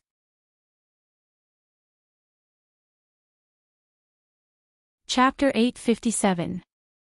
In short, Long Xiaozhou was always at a disadvantage in every aspect of the battle. Even in terms of their respective backgrounds, Long Xiaozhou was slightly inferior. Putting aside whether Wangu Tong or Hidden Dragon Manor was more powerful, the important thing was that Wanling's grandfather was Wangu Tong's sect master, while Long Xiaozhou's grandfather was only an elder of Hidden Dragon Manor. On this point, Long Xiaozhou was at a huge disadvantage. There were some things Wanling dared to say and do, because Wan Boxing could handle it. But when it came to Long Xiaozhou, she would have many scruples. After all, her grandfather could not be the master of Hidden Dragon Manor.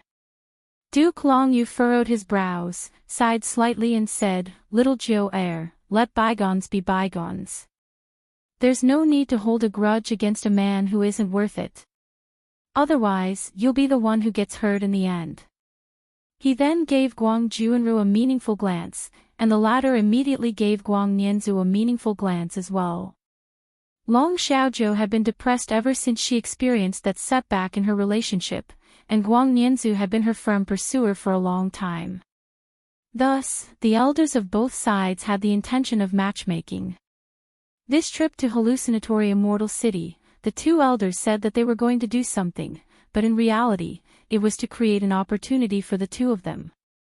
In reality, if this was in the past, Guang Juanru would not have been willing, even though he was Duke Long Yu's junior brother. The main reason he was unwilling was because Long Xiaozhou's setback in her relationship became the biggest joke in the immortal world. Just as she was about to marry, her man was snatched away by another woman. To put it bluntly, her reputation was not too good. Guang Juanru naturally did not want his grandson's reputation to be affected. However, the world was full of setbacks. Guang Juanru led a team to participate in the God Ruins realm gathering, but the entire team was annihilated. Originally, all the sects were in similar situations, so it was not a loss of face for Hidden Dragon Manor.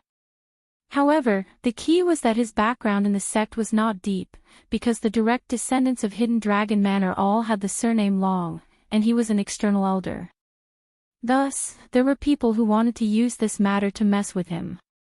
At this time, Long Yu was worried about Long Xiaozhou's marriage. Although he knew that his granddaughter was still pure, there were all kinds of rumors going around. His granddaughter had actually become a Yu Shu, causing all the young geniuses who were interested to avoid Long Xiaozhou like a snake or a scorpion. There were great talents who wanted to play around, but if he really wanted to marry her, everyone would think that it was a joke, and they would all tactfully refuse. Duke Long Yu was enraged. He naturally couldn't let his granddaughter become someone else's plaything. Coincidentally, his junior martial brother was asking for help at this time. He immediately remembered that his junior martial brother's grandson was a firm pursuer of his granddaughter. In the past, he couldn't ask his junior martial brother for help, but now. Therefore, Duke Long Yu hinted vaguely to see if they could get married. At this point, Guang Juanru couldn't refuse anymore. He knew that if something happened to him, his grandson's future would be bleak. Sometimes, a reputation was not as important as one's life. Thus, no matter how he felt, he still agreed happily on the surface. He was straightforward, but Duke Long Yu was even more straightforward. He immediately used all the connections he could and successfully helped his junior brother overcome this obstacle. This was why the two old guys took the lead and match-made the two youngsters. This was really a painstaking effort. After Guang Nianzu received his grandfather's hint, he immediately smiled at Long Xiaozhou. Xiaozhou, why bother with a woman like that? Who doesn't know that she used Wan Boxing to run amok in the immortal world? Don't worry. Someone will take care of her sooner or later. Long Xiaozhou looked at him indifferently, as if she was looking at a stranger. She unintentionally glanced at her grandfather who was frowning and looking at her. She immediately squeezed out a smile and replied to Guang Nianzu, N. Guang Nianzu's joy was written all over his face. He pointed at the beautiful scenery of the mountains and rivers below and chattered endlessly. Long Xiaozhou cooperated with him with a forced smile and nodded continuously. She was a man of few words and refused to give a complete sentence to Guang Nianzu. Guang Nianzu didn't mind. Although his grandfather Guang Juanru also had a smile on his face, it was a little unnatural. Some were happy and some were sad. At this moment, Yu Qianqiu had forgotten all his worries. He sat cross-legged on the back of the cloud rock with a smug smile on his face. His shoulders trembled as he laughed. From time to time, he waved his hand and shouted at Wei Qianqiu who was chasing after him, Bat King Wei. Faster, faster, we'll catch up soon. Hee hee. One in front and one behind, one green and one white, two streams of light cut through the sky. The surrounding clouds disappeared in an instant. It had to be said that carrying a person was indeed a burden in a competition of pure speed. However, Wei Qianqiu was still clearly at a disadvantage. From the beginning, they were flying shoulder to shoulder. Now, they were half a body lower. Now, there was a distance of nearly 100 meters between them. However, Big Bat's eyes had turned red. Clearly, he was very competitive and his eyes were bloodshot. No one knew when it started, but there were more and more streams of light coming and going in the surroundings. All the immortal cultivators that were tearing through the sky were shocked by this world-shocking speed, and all of them stopped in midair as they watched the azure and white streaks of light chase after each other. From time to time, the exclamations of White Cloud Mountain Master and Green-Winged Bat King resounded in the air. What attracted everyone's attention the most was still Yu Qianqiu, who was sitting on the back of the cloud rock, baring his fangs and brandishing his claws at Wei Qianqiu. After all, the celestial realm was so big. There weren't many people who could recognize him, Yu Qianqiu. The frequency at which the flowing lights of various colors appeared became more and more frequent. Yunpeng, who had been flying quickly in front of him, was shocked when he came into contact with the surprised and shocked gazes. Only then did he realize that he, the master of White Cloud Mountain, had become someone else's mount. If no one saw it, it wouldn't matter. But what was worse was that so many people saw it. That heart of the cloud rock. It instantly became cold. He, who had always been arrogant, for the first time, his eyes became evasive and unconfident. He didn't dare to look at everyone's shocked eyes. Due to his absent-mindedness, his speed started to slow down. From the increasing number of people appearing in the surroundings, he could determine that they weren't far from Illusionary Immortal City. The closer they got to Illusionary Immortal City, the more people would appear. Bat King Wei. Quick, quick, quick, we're close. Yu Qianqiu excitedly waved his arms. He didn't expect Wei Chuanqiu's potential to be so great. He was actually catching up faster and faster. In reality, this was just his misperception. He was sitting on the cloud rock and the cloud rock's speed was gradually slowing down. He just couldn't feel it. But to a pursuer like Wei Chuanqiu, he could clearly feel it. Wei Chuanqiu looked around and was instantly overjoyed. Wei Chuanqiu was very clear about the cloud rock's character. The cloud rock was arrogant and treasured its feathers. How could it be someone else's mount? From the moment Yu Qianqiu landed on his back, Wei Chuanqiu knew that the cloud rock was definitely going to lose. Now that he saw it, it was just as he expected. He had fallen for his trap. The gap between the two was getting smaller. 50 meters, 30 meters, 10 meters. Yu Qianqiu jumped up excitedly. He waved his arms and shouted, Bat King Wei is catching up. Quick! All right. Wei Chuanqiu shouted. The two finally returned to a situation where they were flying side by side. After a short stalemate, Wei Chuanqiu's figure slowly moved forward. He laughed sinisterly and gradually shook off the cloud rock. In the end, the cloud rock was the one chasing him. At this moment, the cloud rock didn't seem to see this scene. His sharp and spirited eyes were somewhat slack as he flew numbly. His arrogant heart was ruthlessly trampled on. He didn't know what was going on. Why did he agree to let Yu Qianqiu ride on his back?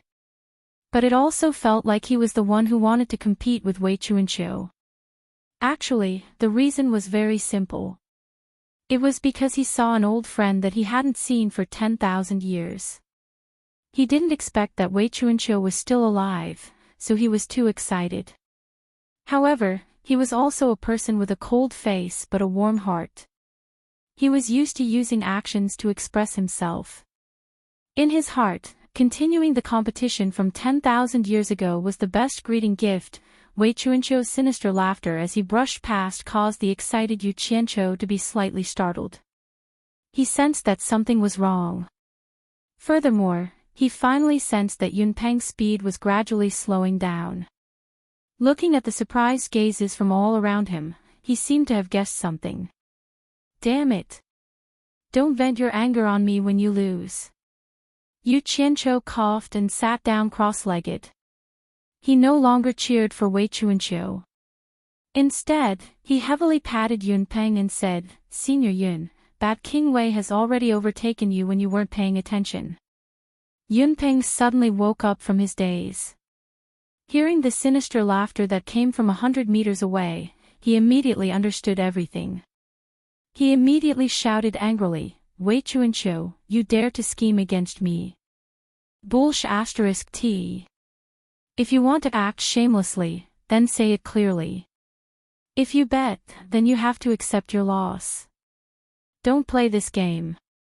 Wei Chuanqiu's voice came from the front. Yunpeng's eyes suddenly burst with a bright light. Without saying anything, his flying speed exploded. He chased after the stars and the moon as he bit towards Wei Chuanqiu. He had already thought it through. Since he had already lost face, he could not let Wei Chuanqiu's scheme succeed. The distance between the two sides immediately began to slowly close. Wei Chuanqiu immediately felt the pressure. In his heart, he cursed Yu Qianqiu for blindly interfering. If he let Yunpeng become stupid for a while longer, then he would definitely win. The two of them instantly went all out. Their flashing speed caused a burst of exclamations in the air. In Chu Tian's eyes, a vast and boundless sea of clouds appeared. There were countless streaks of light rising and falling in the clouds. Because of this, the two of them became even more fierce. Yunpeng was slowly catching up with an unbelievable speed, but in the end, he was still a bit late. In an instant, the two of them rushed into the sky above the vast sea of clouds. The streaks of light scattered to the sides in shock. Wei Chuanqiu, who was leading by nearly 10 meters, suddenly changed his direction. He directly turned and soared into the sky. In the air, he exploded into a cloud of green mist. Yunpeng followed closely behind. In a flash of white light, he also appeared. Yu Qianqiu, who had been thrown far away by the inertia, quickly flew towards the two of them.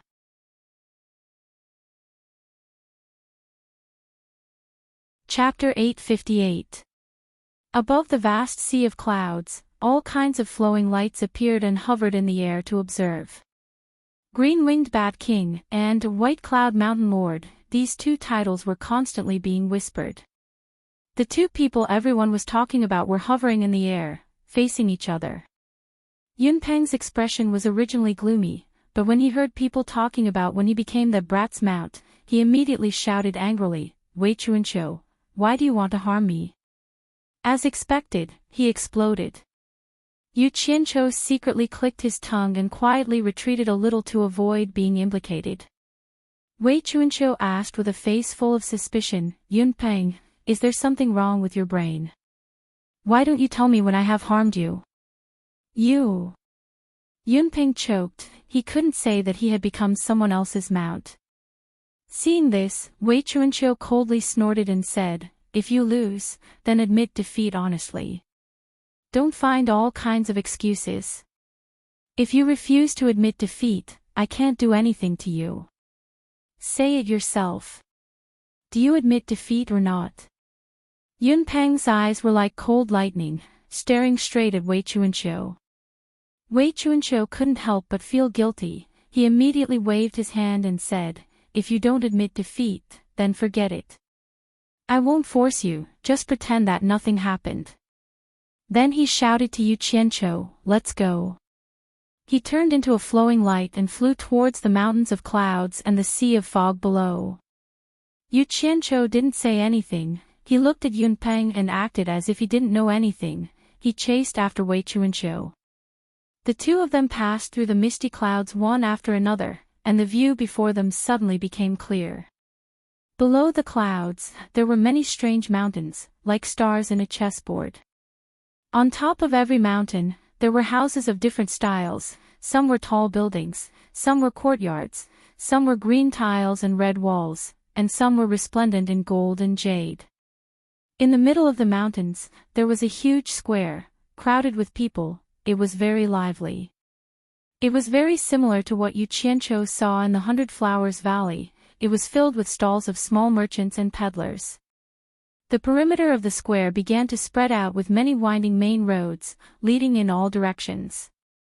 The winding main roads branched out into many branches, leading to every mountain.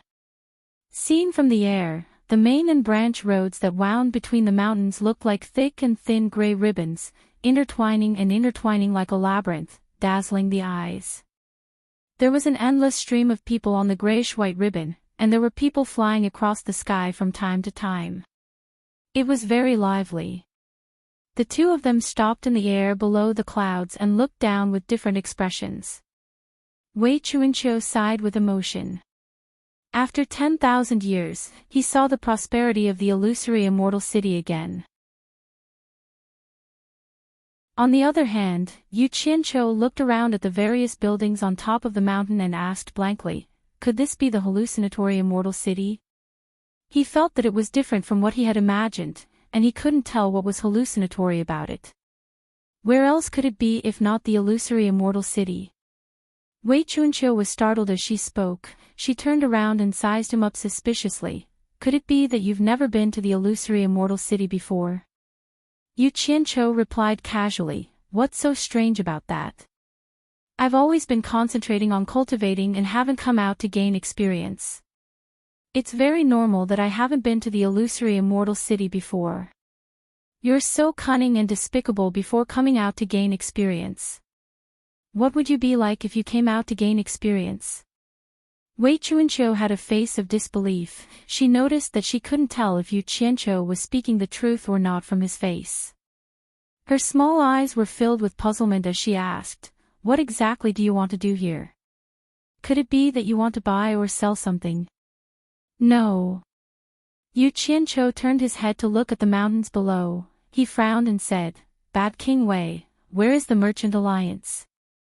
Wei Chunqiu pointed at the tallest mountain below and pointed at the magnificent buildings on the mountain. That's the Merchant Alliance. Why are you looking for it? Yu Qianqiu's eyes lit up slightly. He rubbed his hands and said, Nothing much, just registering a Merchant Alliance. Ah. Wei Chunqiu's expression froze. He sized up Yu Qianqiu in disbelief. You're not joking, are you? Or did I hear wrongly? You want to register a Merchant Alliance? Yu Qianqiu scratched his head and asked, Is there a problem? Wei Chunqiu didn't know whether to laugh or cry. You're just a soul formation stage itinerant cultivator, registering a Merchant Alliance. Let's not talk about the large amount of spirit stones needed to register. A Merchant Alliance isn't something that one person can play with. Be careful that you'll be eaten up by others. I want to know what you do for a living. If someone wants to eat me up, you go and beat them up. Yu Qianqiu threw down a sentence disapprovingly, then directly flew towards the grandest building. Wei Chunqiu was stunned on the spot. He was speechless for a long time. What's your relationship with this kid? A question suddenly came from behind. Wei Chunqiu turned around to look at Yunpeng. Actually, he didn't need to turn around to know it was Yunpeng. He smiled bitterly. It's a long story, I'm just unlucky. You should go back to your Baiyun mountain. This kid looks like a troublemaker no matter how I look at him, don't get involved. Yunpeng paused, a glimmer of light flashed in his eyes. He then said expressionlessly, Do you think I'm like you, always slacking off? I'm willing to admit defeat. I will abide by the bet from back then. You.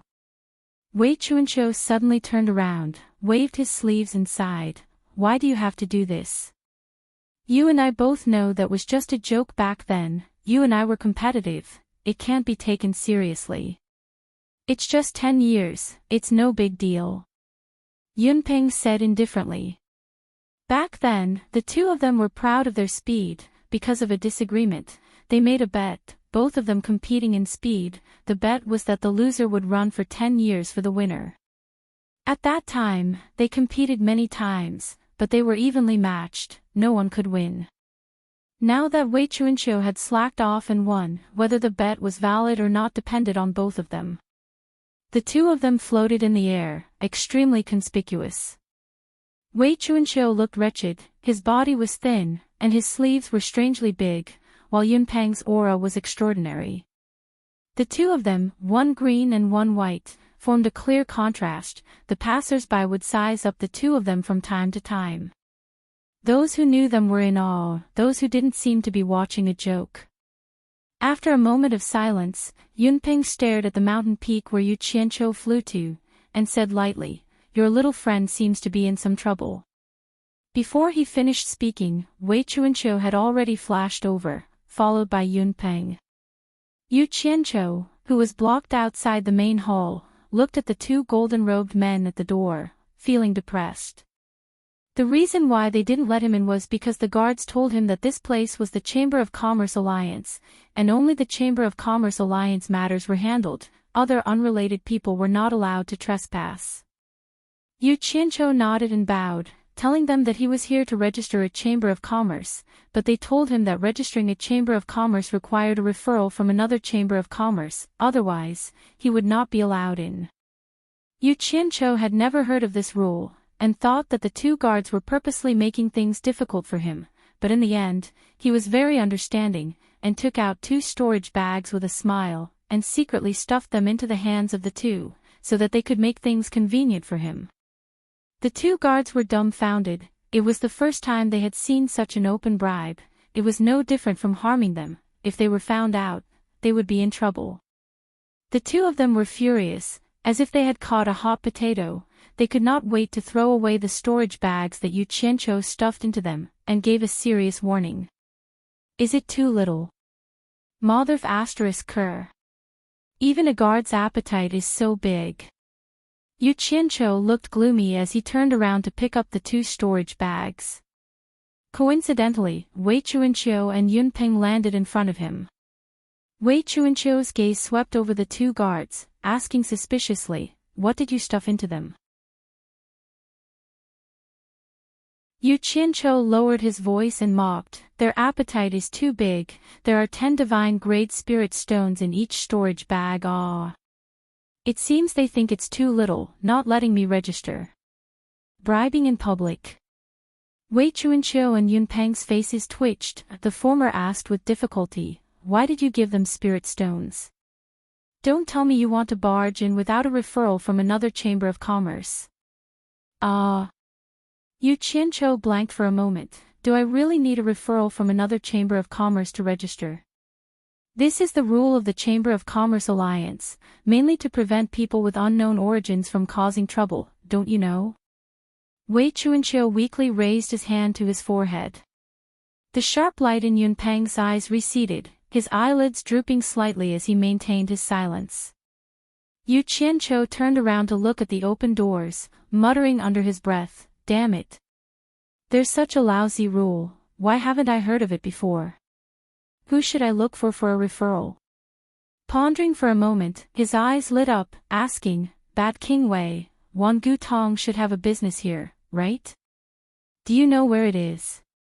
Wei Chuanqiu frowned, asking suspiciously, "The Immortal World's #1 Chamber of Commerce, Wan Gu Tong. Are you familiar with Wan Gu Tong?"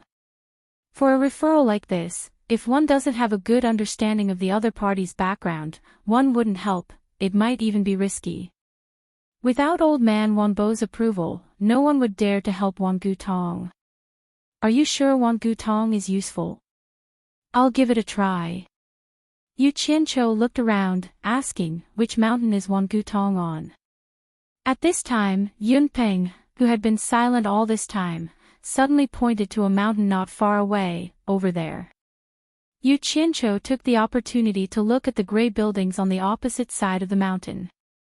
Nodding his head, he put away the 2 storage bags in his hands and flew off in a flicker. Wei Chuanqiu and Yunpeng exchanged a glance, then followed after Yu Qianqiu. Both of them were curious whether Yu Qianqiu was really that capable, choosing the #1 sect in the immortal world, Wan Gu Tong, out of all people. The 3 of them landed in front of the gray hall on the opposite side. This place was obviously livelier than the Commerce Alliance's area, with people walking in and out of the hall. Wei Chuanqiu and Yunpeng followed behind Yu Qianqiu. More importantly, the 2 of them standing together was too eye-catching, immediately attracting the attention of many people. Elder Wang Yi, who was sitting behind the curtains in the side hall, stood up and walked out in large strides. From afar, he cupped his fists towards Wei Chuanqiu and Yunpeng. "So it's the green-winged Bat King and White Cloud Mountain Chieftain, sorry for the disrespect." These 2 people's names did have some influence in the immortal world. Everyone in the hall stopped to look at them. Wei Chuanqiu chuckled, "So it's Gi Ah. Are you in charge of this place now?" Both sides were obviously familiar with each other. "I'm ashamed. I'm indebted to the sect master's kindness." Wang Yi said a few polite words. His gaze fell on Yu Qianqiu, who was flanking Wei Chuanqiu and Yunpeng. He cupped his fists in a somewhat surprised manner and said, "Honored sir looks very unfamiliar. May I know who you are?"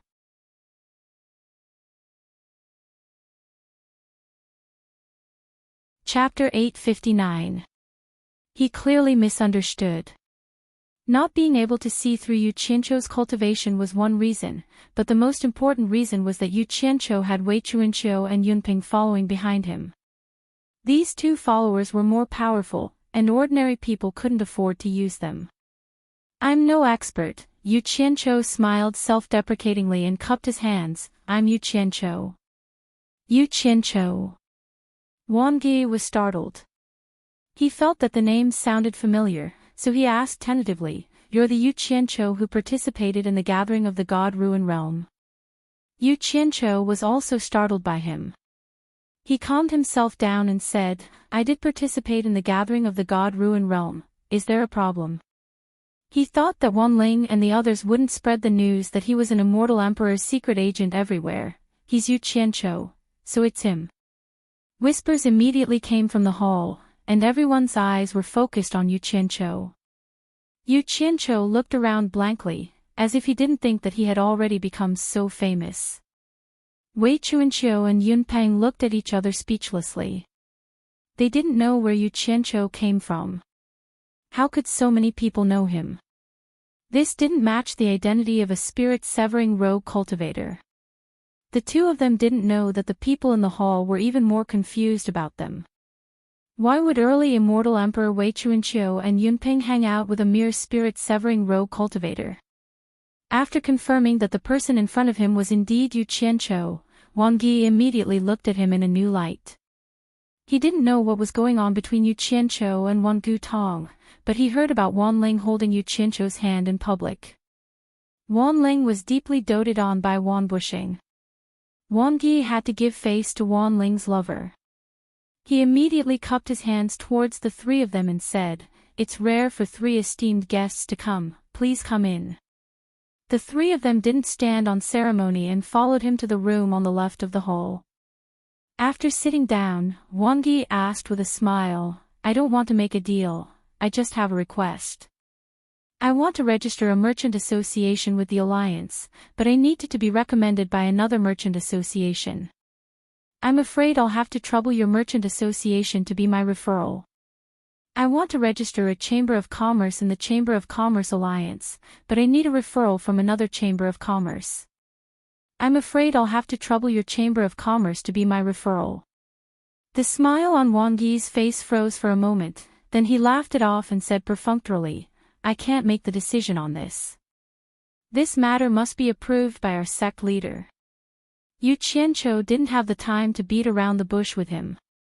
There was a big mess waiting for the Chamber of Commerce to be established, so he bluntly said, "I don't need you to make the decision. Please send a message to your Chamber of Commerce's sect master. He will tell you what to do." Yu Qianqiu didn't have the time to beat around the bush. There was a big mess waiting for the establishment of the Merchant Association, so he said bluntly, "You don't need to make a decision. Please send a message to the master of your Merchant Association. He will tell you what to do." Wang Ge couldn't keep his smile. Even Wan Ling wouldn't talk to an elder like him.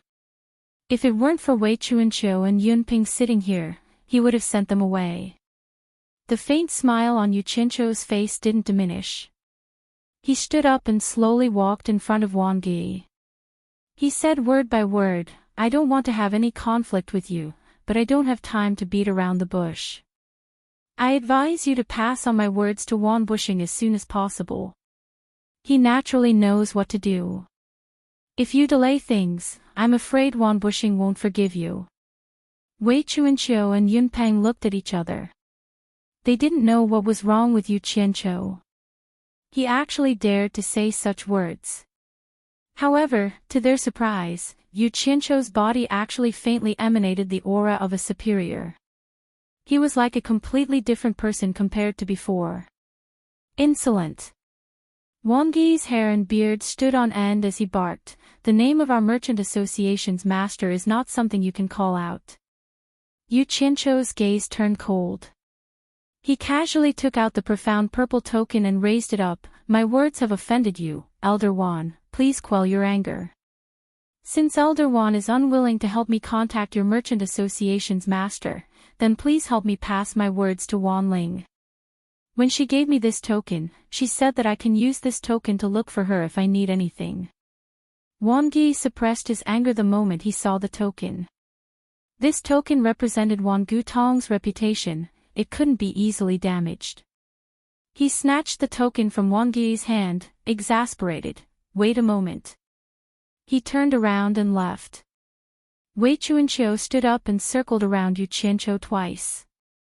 Then, he clicked his tongue and said, where did you come from? A profound zither token shouldn't be something that someone of your cultivation level can obtain, right? How would I know? Someone forcefully gave it to me. Yu Qianqiu shrugged innocently. Don't give me that. Wei Chuanqiu rolled his eyes. Tell me honestly, who is the Wan Ling who gave you the token? She must be a woman, right? Yunpeng at the side chimed in. I heard she's Wan Bushing's precious granddaughter. Wan Bushing dotes on her a lot. She wasn't born before you went into seclusion. Wei Chuanqiu made a long, oh, sound, an ambiguous smile hanging on his face. Not bad, brat. You actually got together with Wan Bushing's precious granddaughter. Amazing. Admirable. What kind of person do you take me for? Yu Qianqiu snorted disdainfully. Not long after the two of them messed around, Wang Yi hurried in, slightly fearful as he bowed to Yu Qianqiu. I've offended you just now, please forgive me. The sect leader has personally instructed me to do my best to cooperate with you. Before this, he had thought that Yu Qianqiu was someone who relied on Wan Ling to live off a woman. After contacting Wan Ling, he relayed Yu Qianqiu's words to her, and Wan Ling nervously asked him to wait for a moment.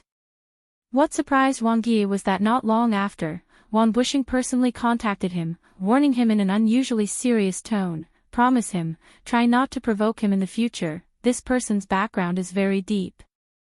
Wan Bushing only gave him such a short sentence, but Wang Yi immediately sensed something unusual. Wan Gutong was already the #1 chamber of commerce in the immortal world, and from Wan Bushing's mouth, how could it be simple? In addition to Yu Qianqiu's previous words and actions, Wang Yi was a little shocked, faintly suspecting that Yu Qianqiu had some connection with the Immortal Palace, otherwise, how could Wan Bushing treat him so cautiously? But thinking about it, it didn't seem right. The Chamber of Commerce Alliance was originally controlled by the Immortal Palace. If Yu Qianqiu was from the Immortal Palace, why would he need Wan Gutong's recommendation?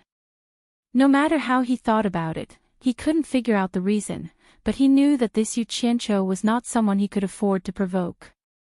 No wonder that Yu Qianqiu said that if he delayed things, Wan Bushing would not forgive him. Suspicion flashed across Wei Chuanqiu and Yunpeng's eyes. The change in Wang Yi's attitude was too big. Yu Qianqiu smiled as he received the token from Wang Yi. There's no time to lose, then I'll have to trouble Elder Wan to accompany me to the Chamber of Commerce Alliance. I dare not, please. Wang Yi made an inviting gesture. The group of 4 immediately left the Great Hall, flying directly to the Chamber of Commerce Alliance, landing outside the Great Hall. Wang Yi walked briskly to the Great Hall entrance, taking out the Wan Gutong Chamber of Commerce Alliance's token for the 2 guards to verify. The 2 guards looked at Yu Qianqiu in surprise, cursing him inwardly for being crazy. Since he could invite Wan Gutong as a referral, why was he still spouting nonsense? The 4 of them were immediately let in. After entering the Great Hall, Wang Yi had the 3 of them wait for a moment, while he himself held the Wan Gutong Chamber of Commerce Alliance's token, heading to the back hall without any obstructions. No one knew what Wang Yi did, but it took some time before he brought 2 golden-robed old men with him. Seeing Wei Chuanqiu and Yunpeng, the 2 of them cupped their fists in greeting, exchanging a few words of greeting. It was obvious they knew each other. One of them looked at Yu Qianqiu. You're Yu Qianqiu. You want to register a chamber of commerce? That's right. Yu Qianqiu replied in a tone that was neither haughty nor humble. The two golden-robed old men exchanged a glance, then one of them asked with an expressionless face, "Do you want to register a chamber of commerce that deals in a single business, or multiple businesses?" "Register as a multi-business merchant association," Yu Qianqiu said. The other party answered without hesitation, 50 billion divine-grade spirit stones. Yu Qianqiu knew he couldn't be stingy with this amount of money. Even though his heart ached, he still took out the 2 storage bracelets and handed them to the other party. That person counted the items carefully, then nodded to the other person, "Not bad." Wei Chuanqiu and Yun Peng exchanged a speechless look. This Yu Qianqiu looked like he only had a broken storage pouch hanging on his waist. They didn't expect him to be so rich. Wang Yi's expression tightened. 50 billion divine-grade spirit stones was not something an average soul formation row cultivator could take out. This person's background was indeed not simple. Little did Wang Yi know that this amount of money came from their eternal trade association. The other golden-robed old man immediately inquired the name of the Chamber of Commerce, as well as the name of the Chamber of Commerce's president-cum-sec chief. Yu Qianqiu straightened his back. A sharp light flickered in his eyes as he replied in a sonorous voice, "The World Commerce Chamber." Yu Qianqiu. His voice reverberated in the great hall. Everyone present could hear the strangeness in his voice, but none of them thought too much about it. This kind of situation was very common. Which person who came to register a Chamber of Commerce did not have high expectations for the Chamber of Commerce they registered with? The 2 golden-robed old men each held a jade archive in their hands, and put it away after they were done. One of them announced, "The World Commerce Chamber's president-cum-sec chief, Yu Qianqiu, has completed the registration. The news will be announced to the whole immortal world tomorrow." With that said, the 2 golden-robed old men turned around and returned to the back hall. Wang Yi cupped his fists at Yu Qianqiu, congratulating him. "Congratulations, Sec Chief Yu, congratulations to the World Commerce Chamber for establishing a branch in the immortal world." Yu Qianqiu blanked for a second, then asked suspiciously, "The registration is completed just like that?" Wang Yi smiled, "Yes, the registration is completed. Just like that, they charged me 50 billion divine-grade spirit stones." Yu Qianqiu's face twitched uncontrollably. Wang Yi smiled wryly, thinking to himself, who would dare to reason with the immortal palace? He waved his hand, indicating that there was nothing to do here and they could not stay any longer. The group of 4 exited the Chamber of Commerce Chamber's Great Hall, walking to the hillside outside. The sun was shining brightly outside. Yu Qianqiu rubbed his face with both hands, but the pained expression on his face could not be erased. Wei Chuanqiu seemed to have regained his senses, staring at Yu Qianqiu with a cold sneer, "Feeling heartache, right? But you're really rich, using 50 billion divine-grade spirit stones to buy the position of sect chief, really extravagant. Hee hee. You're the only sect chief in the whole World Commerce Chamber, interesting."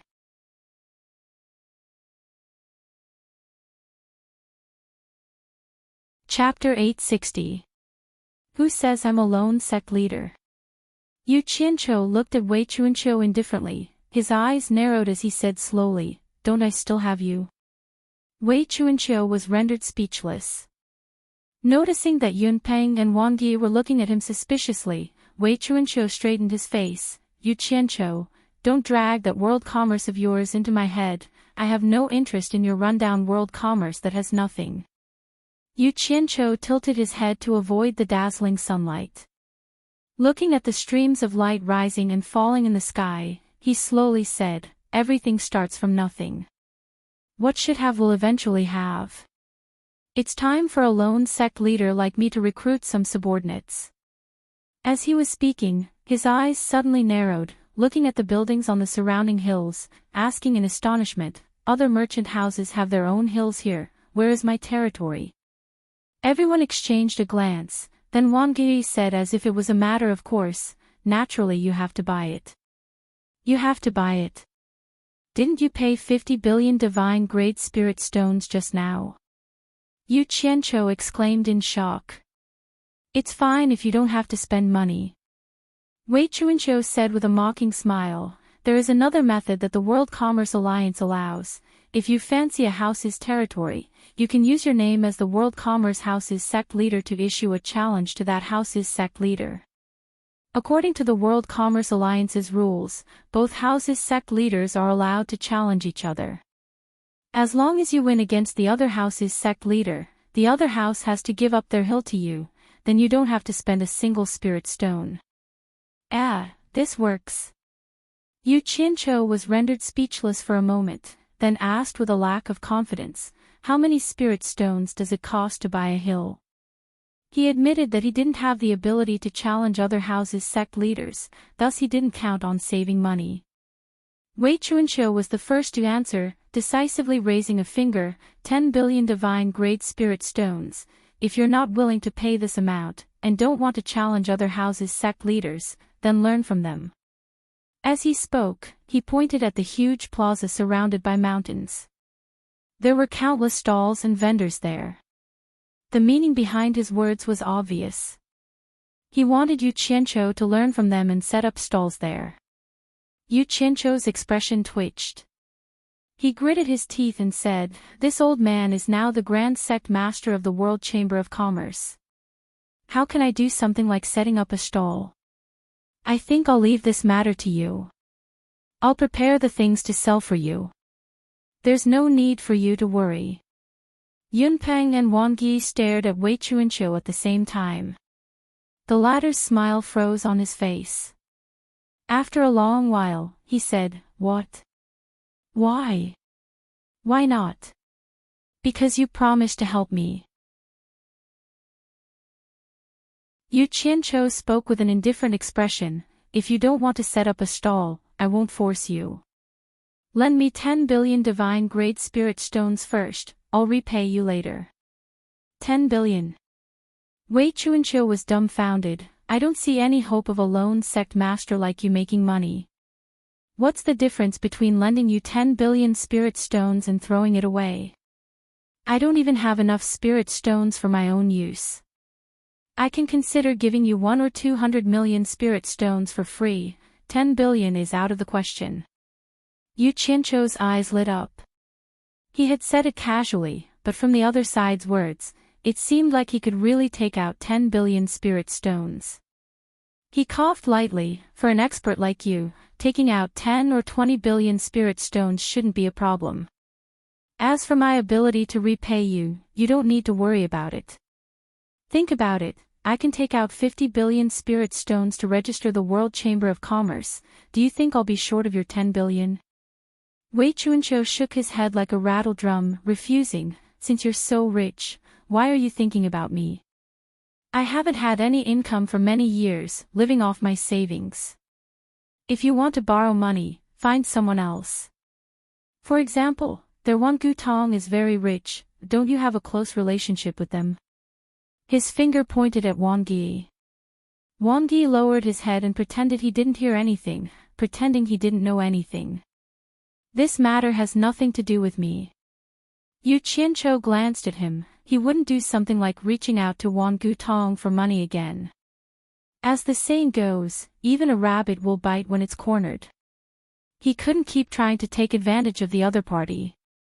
If he pushed the other party into a corner, he would be the one in trouble. This kind of stupid thing couldn't be done. Wei Bat King, you promised to help me.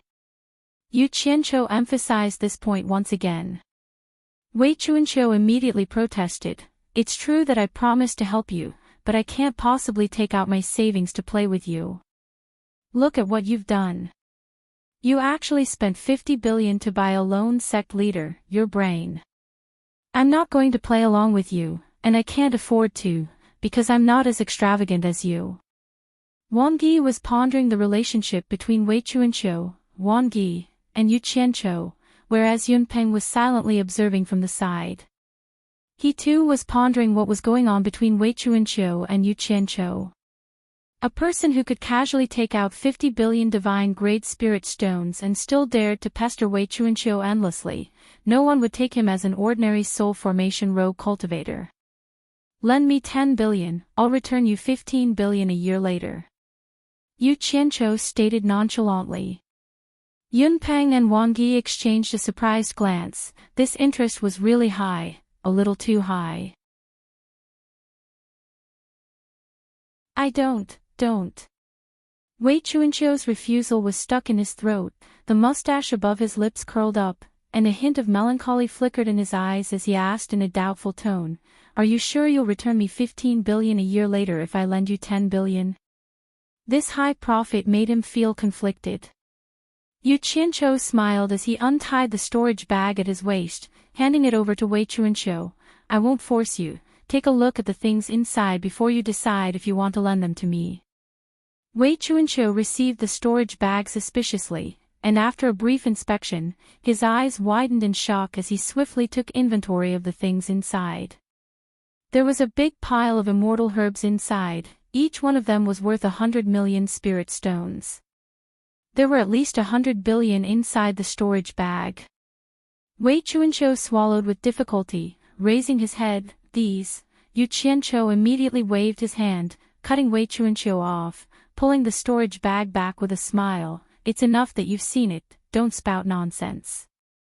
I only have one question for you, are you going to lend it to me or not? In fact, he could easily take out some of these immortal herbs to exchange for 10 billion spirit stones, but he didn't want to reveal the fact that he had a large amount of immortal herbs in his possession. The reason why he registered the world commerce firm in the immortal world was similar to money laundering. He needed a platform to launder his name. The world commerce firm was doing business normally, so it was normal for it to have immortal herbs for sale. No one could say anything about it. It wasn't that he didn't have any other way besides borrowing money from Wei Chuanqiu, but he needed an expert by his side to protect and escort him. Borrowing 10 billion spirit stones for a year and paying 5 billion spirit stones in interest, it wasn't like he had too much money to spend. The key was to bind his interest with Wei Chuanqiu and pull him onto the pirate ship together. Relying on words and threats wasn't a long-term solution.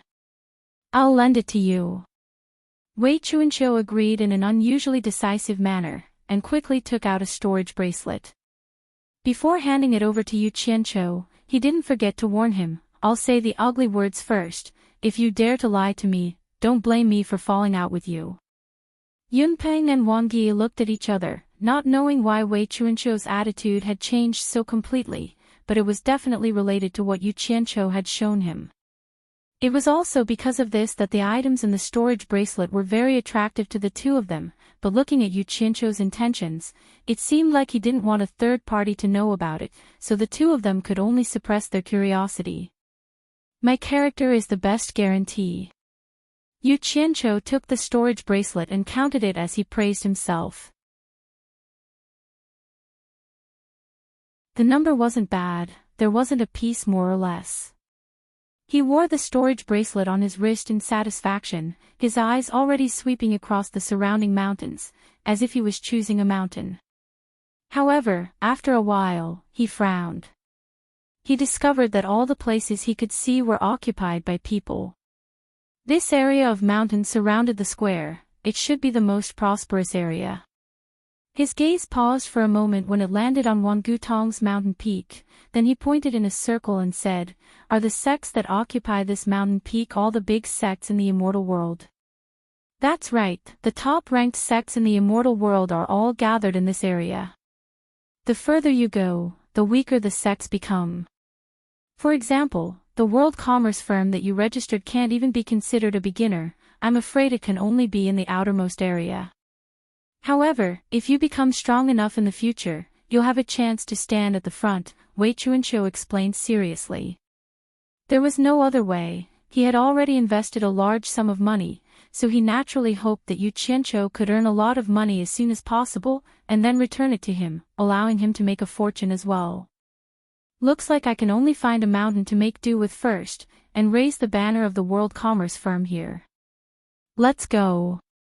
Let's go pick a place, Yu Qianqiu called out to Wei Bat King and left, while the other two followed on their own initiative.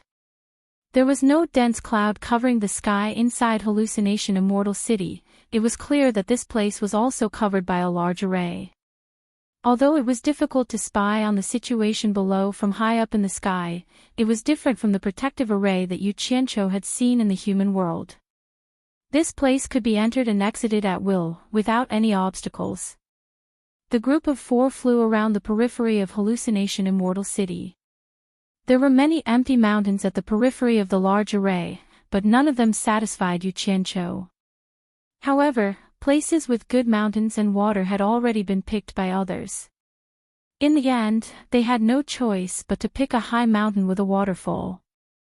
Once they landed, a golden-robed man immediately appeared and greeted them warmly. His attitude was clearly different from the other people from the Immortal Palace. After Wei Chuanqiu's secret introduction, Yu Qianqiu understood that there was actually a golden-robed man squatting on every empty mountain in Hallucination Immortal City. These people were mostly people who didn't have much power in the Immortal Palace, so it seemed like they were exiled here. They could only return after selling the mountain and completing the mission. Otherwise, they would have to keep squatting on the mountain. Therefore, to these people, people like Yu Qianqiu who picked the mountain was their savior. Since they had already decided to buy it, and there was no price to negotiate, Yu Qianqiu didn't say anything. He simply and straightforwardly made a deal with the golden-robed man, buying this high mountain with a waterfall as the territory for the World Commerce Firm to open.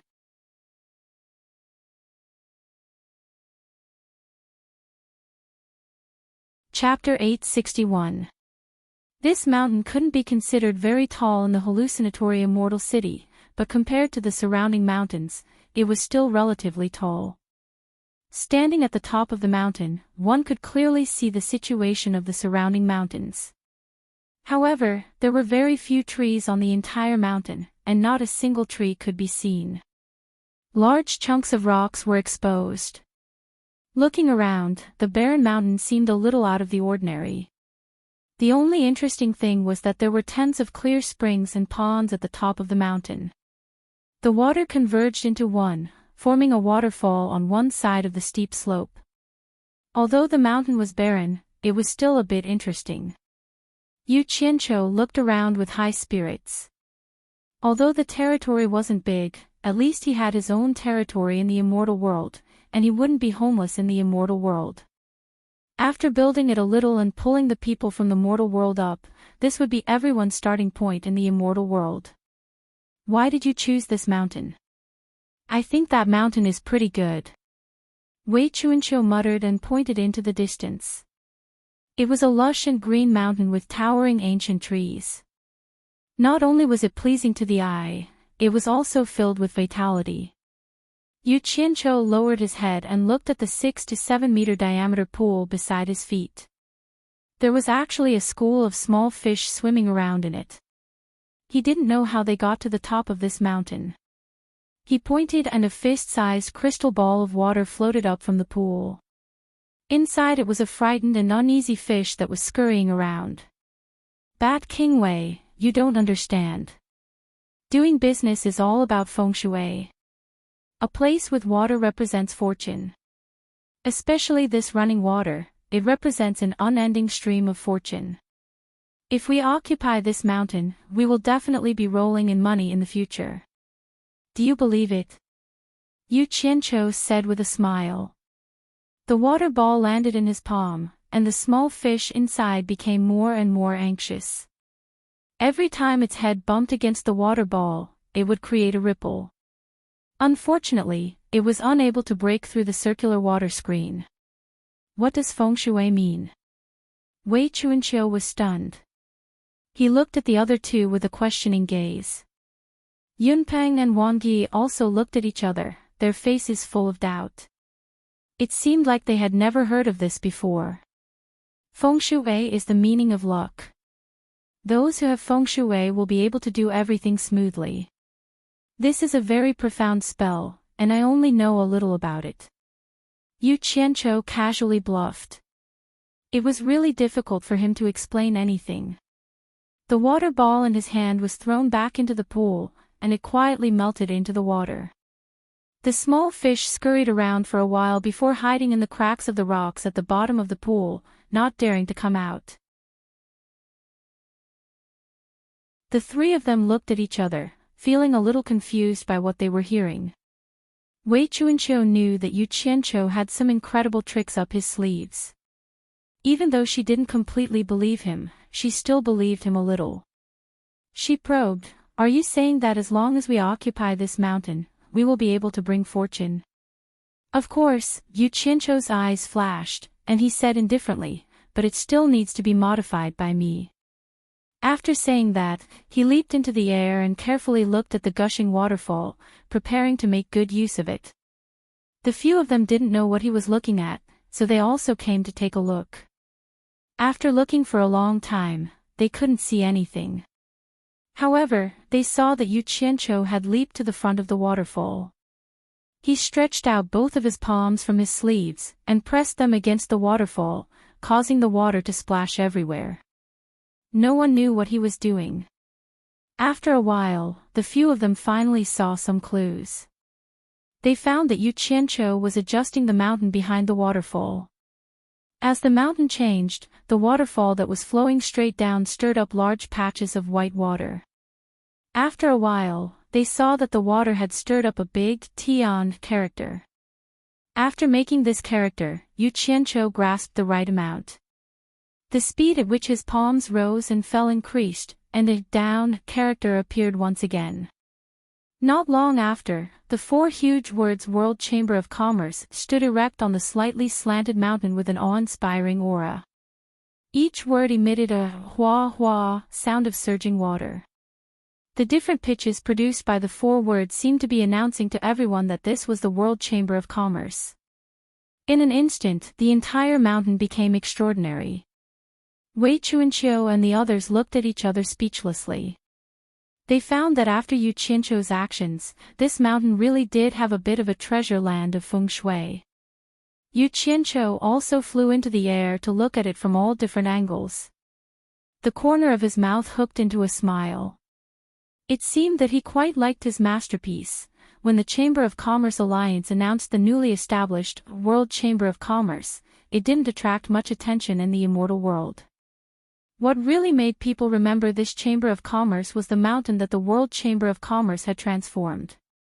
First, some passers-by discovered it by chance. Then, it spread from 1 to 10, and from 10 to 100. In the end, everyone knew about it. The four characters, World Chamber of Commerce, formed by the water immediately became a spectacle in the illusory immortal city. Every day, many people would come to watch. There were even many people who came from afar after hearing about it. They all marveled at this simple yet extraordinary masterpiece.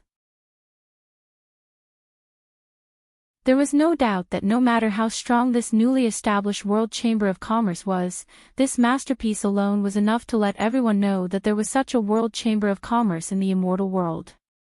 It was a simple idea, but like a stroke of genius, it instantly made the World Chamber of Commerce's name known in the immortal world. Many small chambers of commerce even lamented why they didn't think of this in the first place. This was such a good opportunity to make their own Chamber of Commerce famous. Everyone sighed at themselves for letting go of such a good piece of territory. It should be known that many small chambers of commerce had been operating for many years, but were still unable to make their Chamber of Commerce famous. For example, the tiny Four Links Chamber of Commerce had been operating in the immortal world for many years. It was even the painstaking efforts of several generations of people in the immortal world. Yet, when they announced their name, most people in the immortal world didn't know of the existence of the Four Links Chamber of Commerce. They didn't even know if they existed, so why would they do business with them? When doing business, the fame of the Chamber of Commerce often represented the amount of profit. There was no doubt about this. Everyone understood this. Look at the World Chamber of Commerce. They didn't even know when they would open for business, but their Chamber of Commerce was already famous. The reason was none other than the contribution of those few characters on the mountain. Those few characters were worth countless years of blood and sweat. It was truly infuriating to compare oneself to others. Some people wanted nothing more than to bang their heads against the wall and die.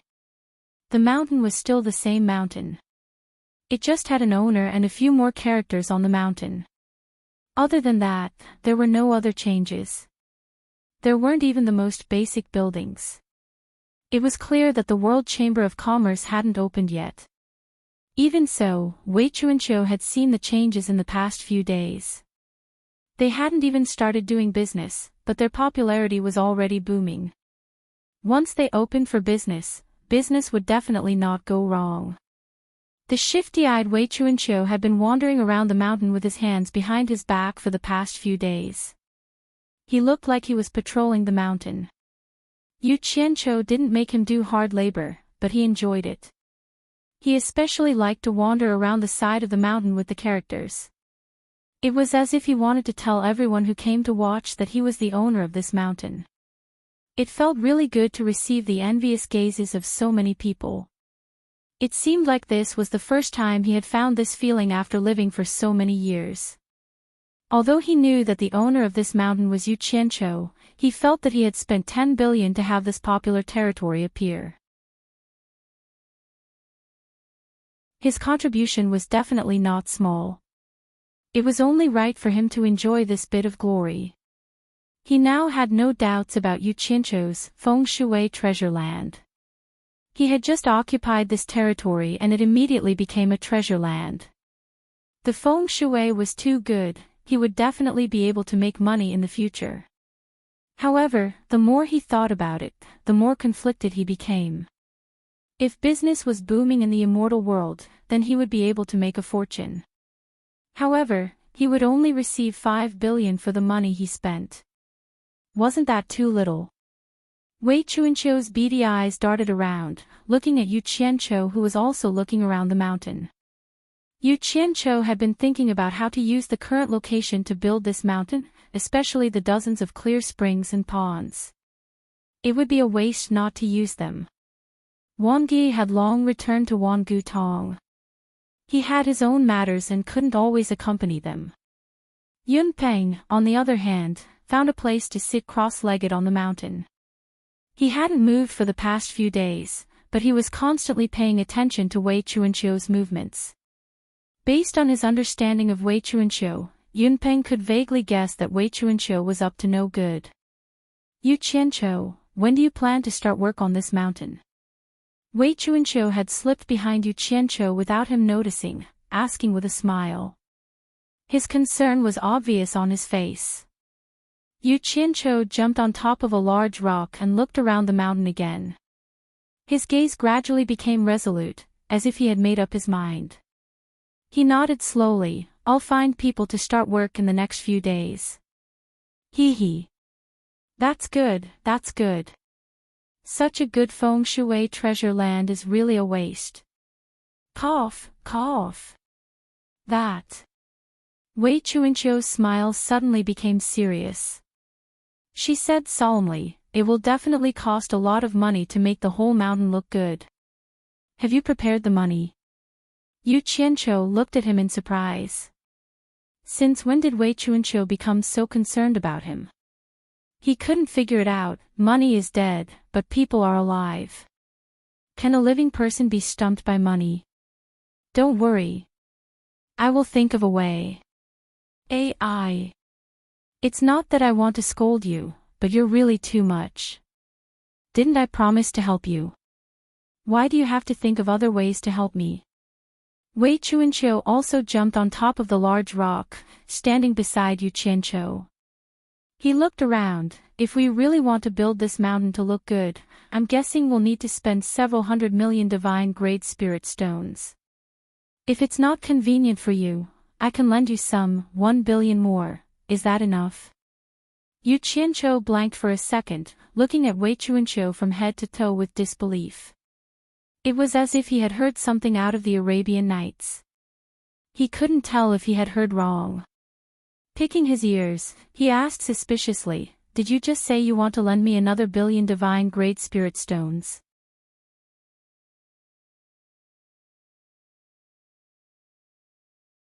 Chapter 862. Wei Chuanqiu waved his hand to stop him. Based on our relationship, you're treating me like an outsider. How about this? Before he finished speaking, he secretly glanced at Yunpeng, who was sitting cross-legged not far away, and then transmitted his voice in a low voice. I estimate that the immortal herbs in your storage bag are worth hundreds of billions. I gave you 10 billion before, and now I'll give you another billion. It's almost a tenth of the price of the immortal herbs in your hands. How about this? You don't have to return the money in a hurry. Saving more money to develop the world commerce is the right way. Just let me take 10% of the world commerce's shares. I don't want any more. What do you think? If you agree, I'll give you another billion immediately. Yu Qianqiu leaned back slightly and sized him up. He could tell that this old bat was also a fellow who only cared about money. He coughed and said, "It's not appropriate to always take out your own capital. Forget it, I'll think of another way." "Don't." Wei Chuanqiu's eyes widened. He stopped transmitting his voice and pretended to be angry. "Based on our relationship, there's no point in treating me like an outsider. Damn it. You were so stubborn when I wanted to borrow money from you. Now you're not treating me like an outsider." Yu Qianqiu shook his head. "I don't want to treat you like an outsider either. But you can see that my cultivation is shallow. If the world commerce is destroyed one day, you'll lose everything. I really don't want to harm you. Don't worry. Whoever wants to destroy the world commerce's business will have to go through me first." Wei Chuanqiu patted his chest and guaranteed righteously.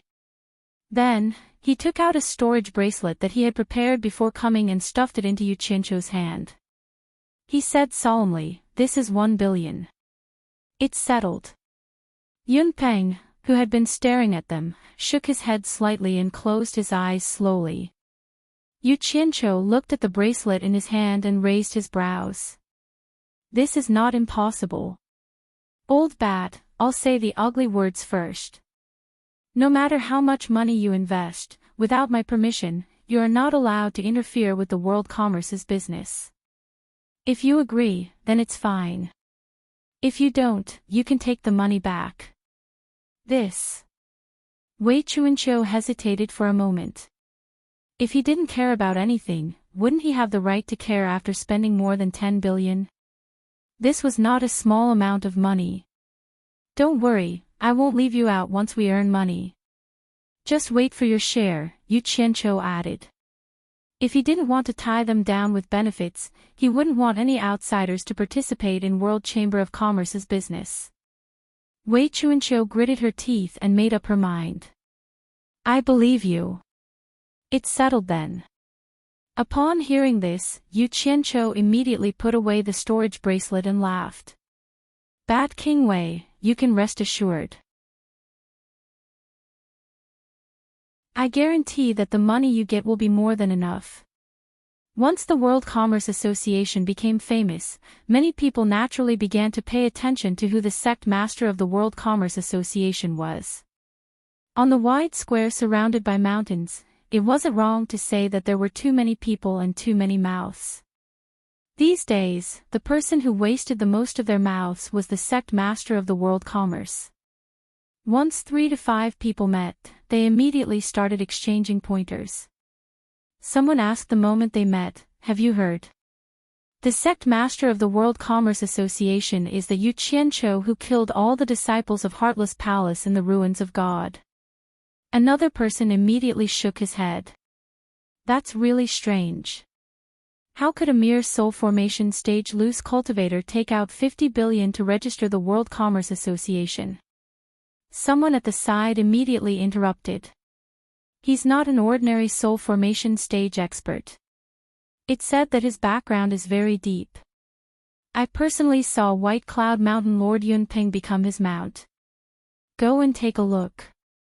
Green Wing Bat King and White Cloud Mountain Lord are following behind him. He has 2 early-stage Immortal Emperor experts as his subordinates.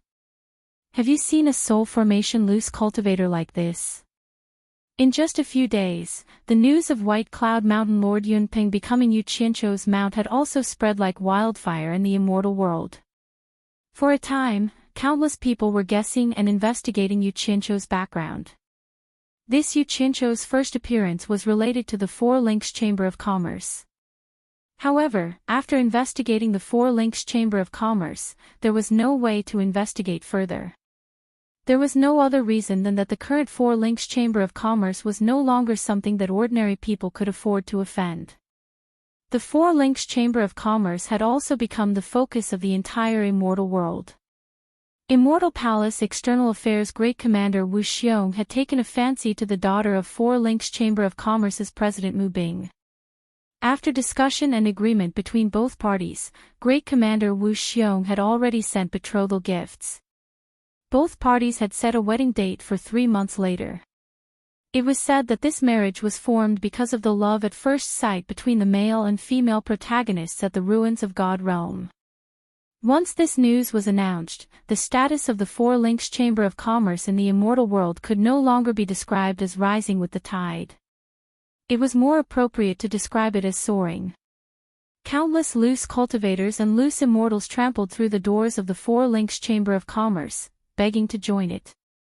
Many sects, big and small, even took the initiative to deliver business to the Four Links Chamber of Commerce. Moreover, they were the kind that would rather suffer losses than take the initiative to give up profits. Some even made it clear that they wanted the Four Links Chamber of Commerce to make a fortune. Everyone was well aware of why this was the case. It was nothing more than a show of goodwill towards Wu Xiong, hoping to use this opportunity to improve their relationship.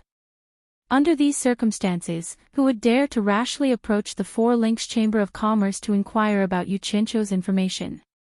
Even if a few people of considerable status tried to inquire about it, the Four Links Chamber of Commerce would refuse to answer any of their questions. They were unwilling to divulge any information about Yu Qianqiu's origins.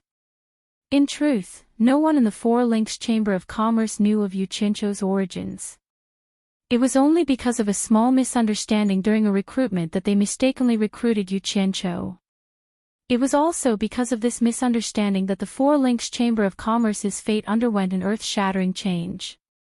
If it wasn't for Yu Qianqiu raising his hand and shouting, the Four Links Chamber of Commerce would not have had the opportunity to organize enough people to go to the Divine Ruin Realm. They would also not have met Wu Xiong, and naturally, the Four Links Chamber of Commerce would not exist today. When Yu Qianqiu learned of this news, he was sitting in the inner room of the hallucinatory immortal city's everlasting Great Hall, chatting with Wang Yi. His main purpose was to ask Wang Yi to help him find people to build his territory. At the same time, he also learned from Wang Yi that Mu Tianjiao and Wu Xiong were going to marry. The two of them fell in love at first sight. Yu Qianqiu was stunned when he heard this. As the main character who had the chance to have an ambiguous relationship with Mu Tianjiao, he really did not see any signs of love at first sight between Wu Xiong and Mu Tianjiao. So no matter how he thought about it, he could not understand how these two people with such a huge disparity in status could get together. Wang Yi, who was sitting next to him, was also stunned when he saw his reaction. Then, he suddenly came to a realization. He clapped his hands and laughed, saying, "That's right, I heard that your relationship with eldest Miss Mu is not bad. You even fought side by side in the Divine Ruins realm. I believe your relationship is not shallow. Now that eldest Miss Mu is about to marry Great Commander Wu Xiong, this relationship will definitely be of help to the World Chamber of Commerce in the future." Haha. I actually hope so. Yu Qianqiu smiled politely, but he was a little worried in his stomach. Back then, Mu Tianjiao had abandoned her pride as a woman to confess her love to him, but he had rejected her. He did not know if she would bear a grudge against him. He had always been suspicious of a woman's tolerance in this aspect. If Mu Tianjiao wanted to show him some face and got married to Wu Xiong, then it would be troublesome. I hope that's not the case. Curse those two next door, Du Feng and Hui Yunlong, these two fellows are really useless. They made the first move and didn't even get that girl, causing this daddy here to be on tenterhooks. I'll curse you too when I get the chance. Yu Qianqiu thought to himself. The two of them chatted for a while longer before Yu Qianqiu bid farewell to Wang Yi. Exiting the Everlasting Connection branch's main hall, he left the hallucinatory immortal city in a low-profile manner and disappeared after finding a more secluded place. The underground world opened up by the eastern Holy Lands had already become the place where the various feudal lords squatted for a long period of time. Most of them had thrown the family matters to their disciples. After getting their share of the immortal world's divine-grade spirit stones, the little bit of money in the mortal world was nothing to them. Who had the mood to fight over a few small amounts of money in the mortal world? All of them looked forward to the good days that Yu Qianqiu described to them in the immortal world. As a result, all of them took the initiative to guard the transmission array below the Holy Palace, to prevent it from being destroyed. One must know that this transmission array was the only link to the immortal world in everyone's hearts. They couldn't afford to damage it. Of course, gathering over 300 soul formation experts to guard this transmission array was indeed making a big fuss over a minor issue. In fact, as long as they stayed quiet in the mortal world, no one in the mortal world would be more ridiculous than them. To put it bluntly, everyone was waiting here in anticipation of Yu Qianqiu's return. They didn't want everyone to go to the immortal world and leave them behind. That was a once-in-a-lifetime opportunity. How many years had it been since someone had ascended to the immortal world? No one wanted to miss it. In the end, Yu Qianqiu didn't fool everyone. He kept his promise and came back. When he appeared in the transmission array he made up, people around him immediately exclaimed, "The torture envoy is back." Those who were leaning against the wall, squatting on the ground, or simply sitting on the ground all stood up. Pairs of eyes that had been waiting for a long time turned to look at him. Immediately, a wave of exclamations sounded. It's true that the torture envoy is back. Torture envoy, you're finally back. Yu Qianqiu almost jumped in fright when he appeared. A large group of people were squeezed in the passageway. It was a dense black mass. No matter how he looked at it, they looked like a group of refugees. Yu Qianqiu looked at them seriously and said, "What's going on? Why are you all hiding in this dark place? Did something happen in the mortal world?" Nongzhu flashed out of the crowd and looked him up and down. She said, "You really have been in the immortal world. When you speak, you don't even use the word cultivation world, but mortal world." As he spoke, he turned around and asked the crowd, "Brothers, this level is a little different from ours." The crowd immediately burst into laughter, with a hint of expectation in their laughter. Yu Qianqiu looked at them and thought, well, nothing must have happened. I worried for nothing. Then he waved to the crowd and said, "Everyone, be quiet. I have good news for you. You're tuning into the LoveLore Library YouTube channel. We're so grateful for your support and don't forget to subscribe to join us on this incredible journey through captivating stories. Your generosity through donations truly makes a world of difference, as it's the primary source of revenue that allows me to expand and enhance this channel for you. Thank you from the bottom of my heart for being a part of this adventure.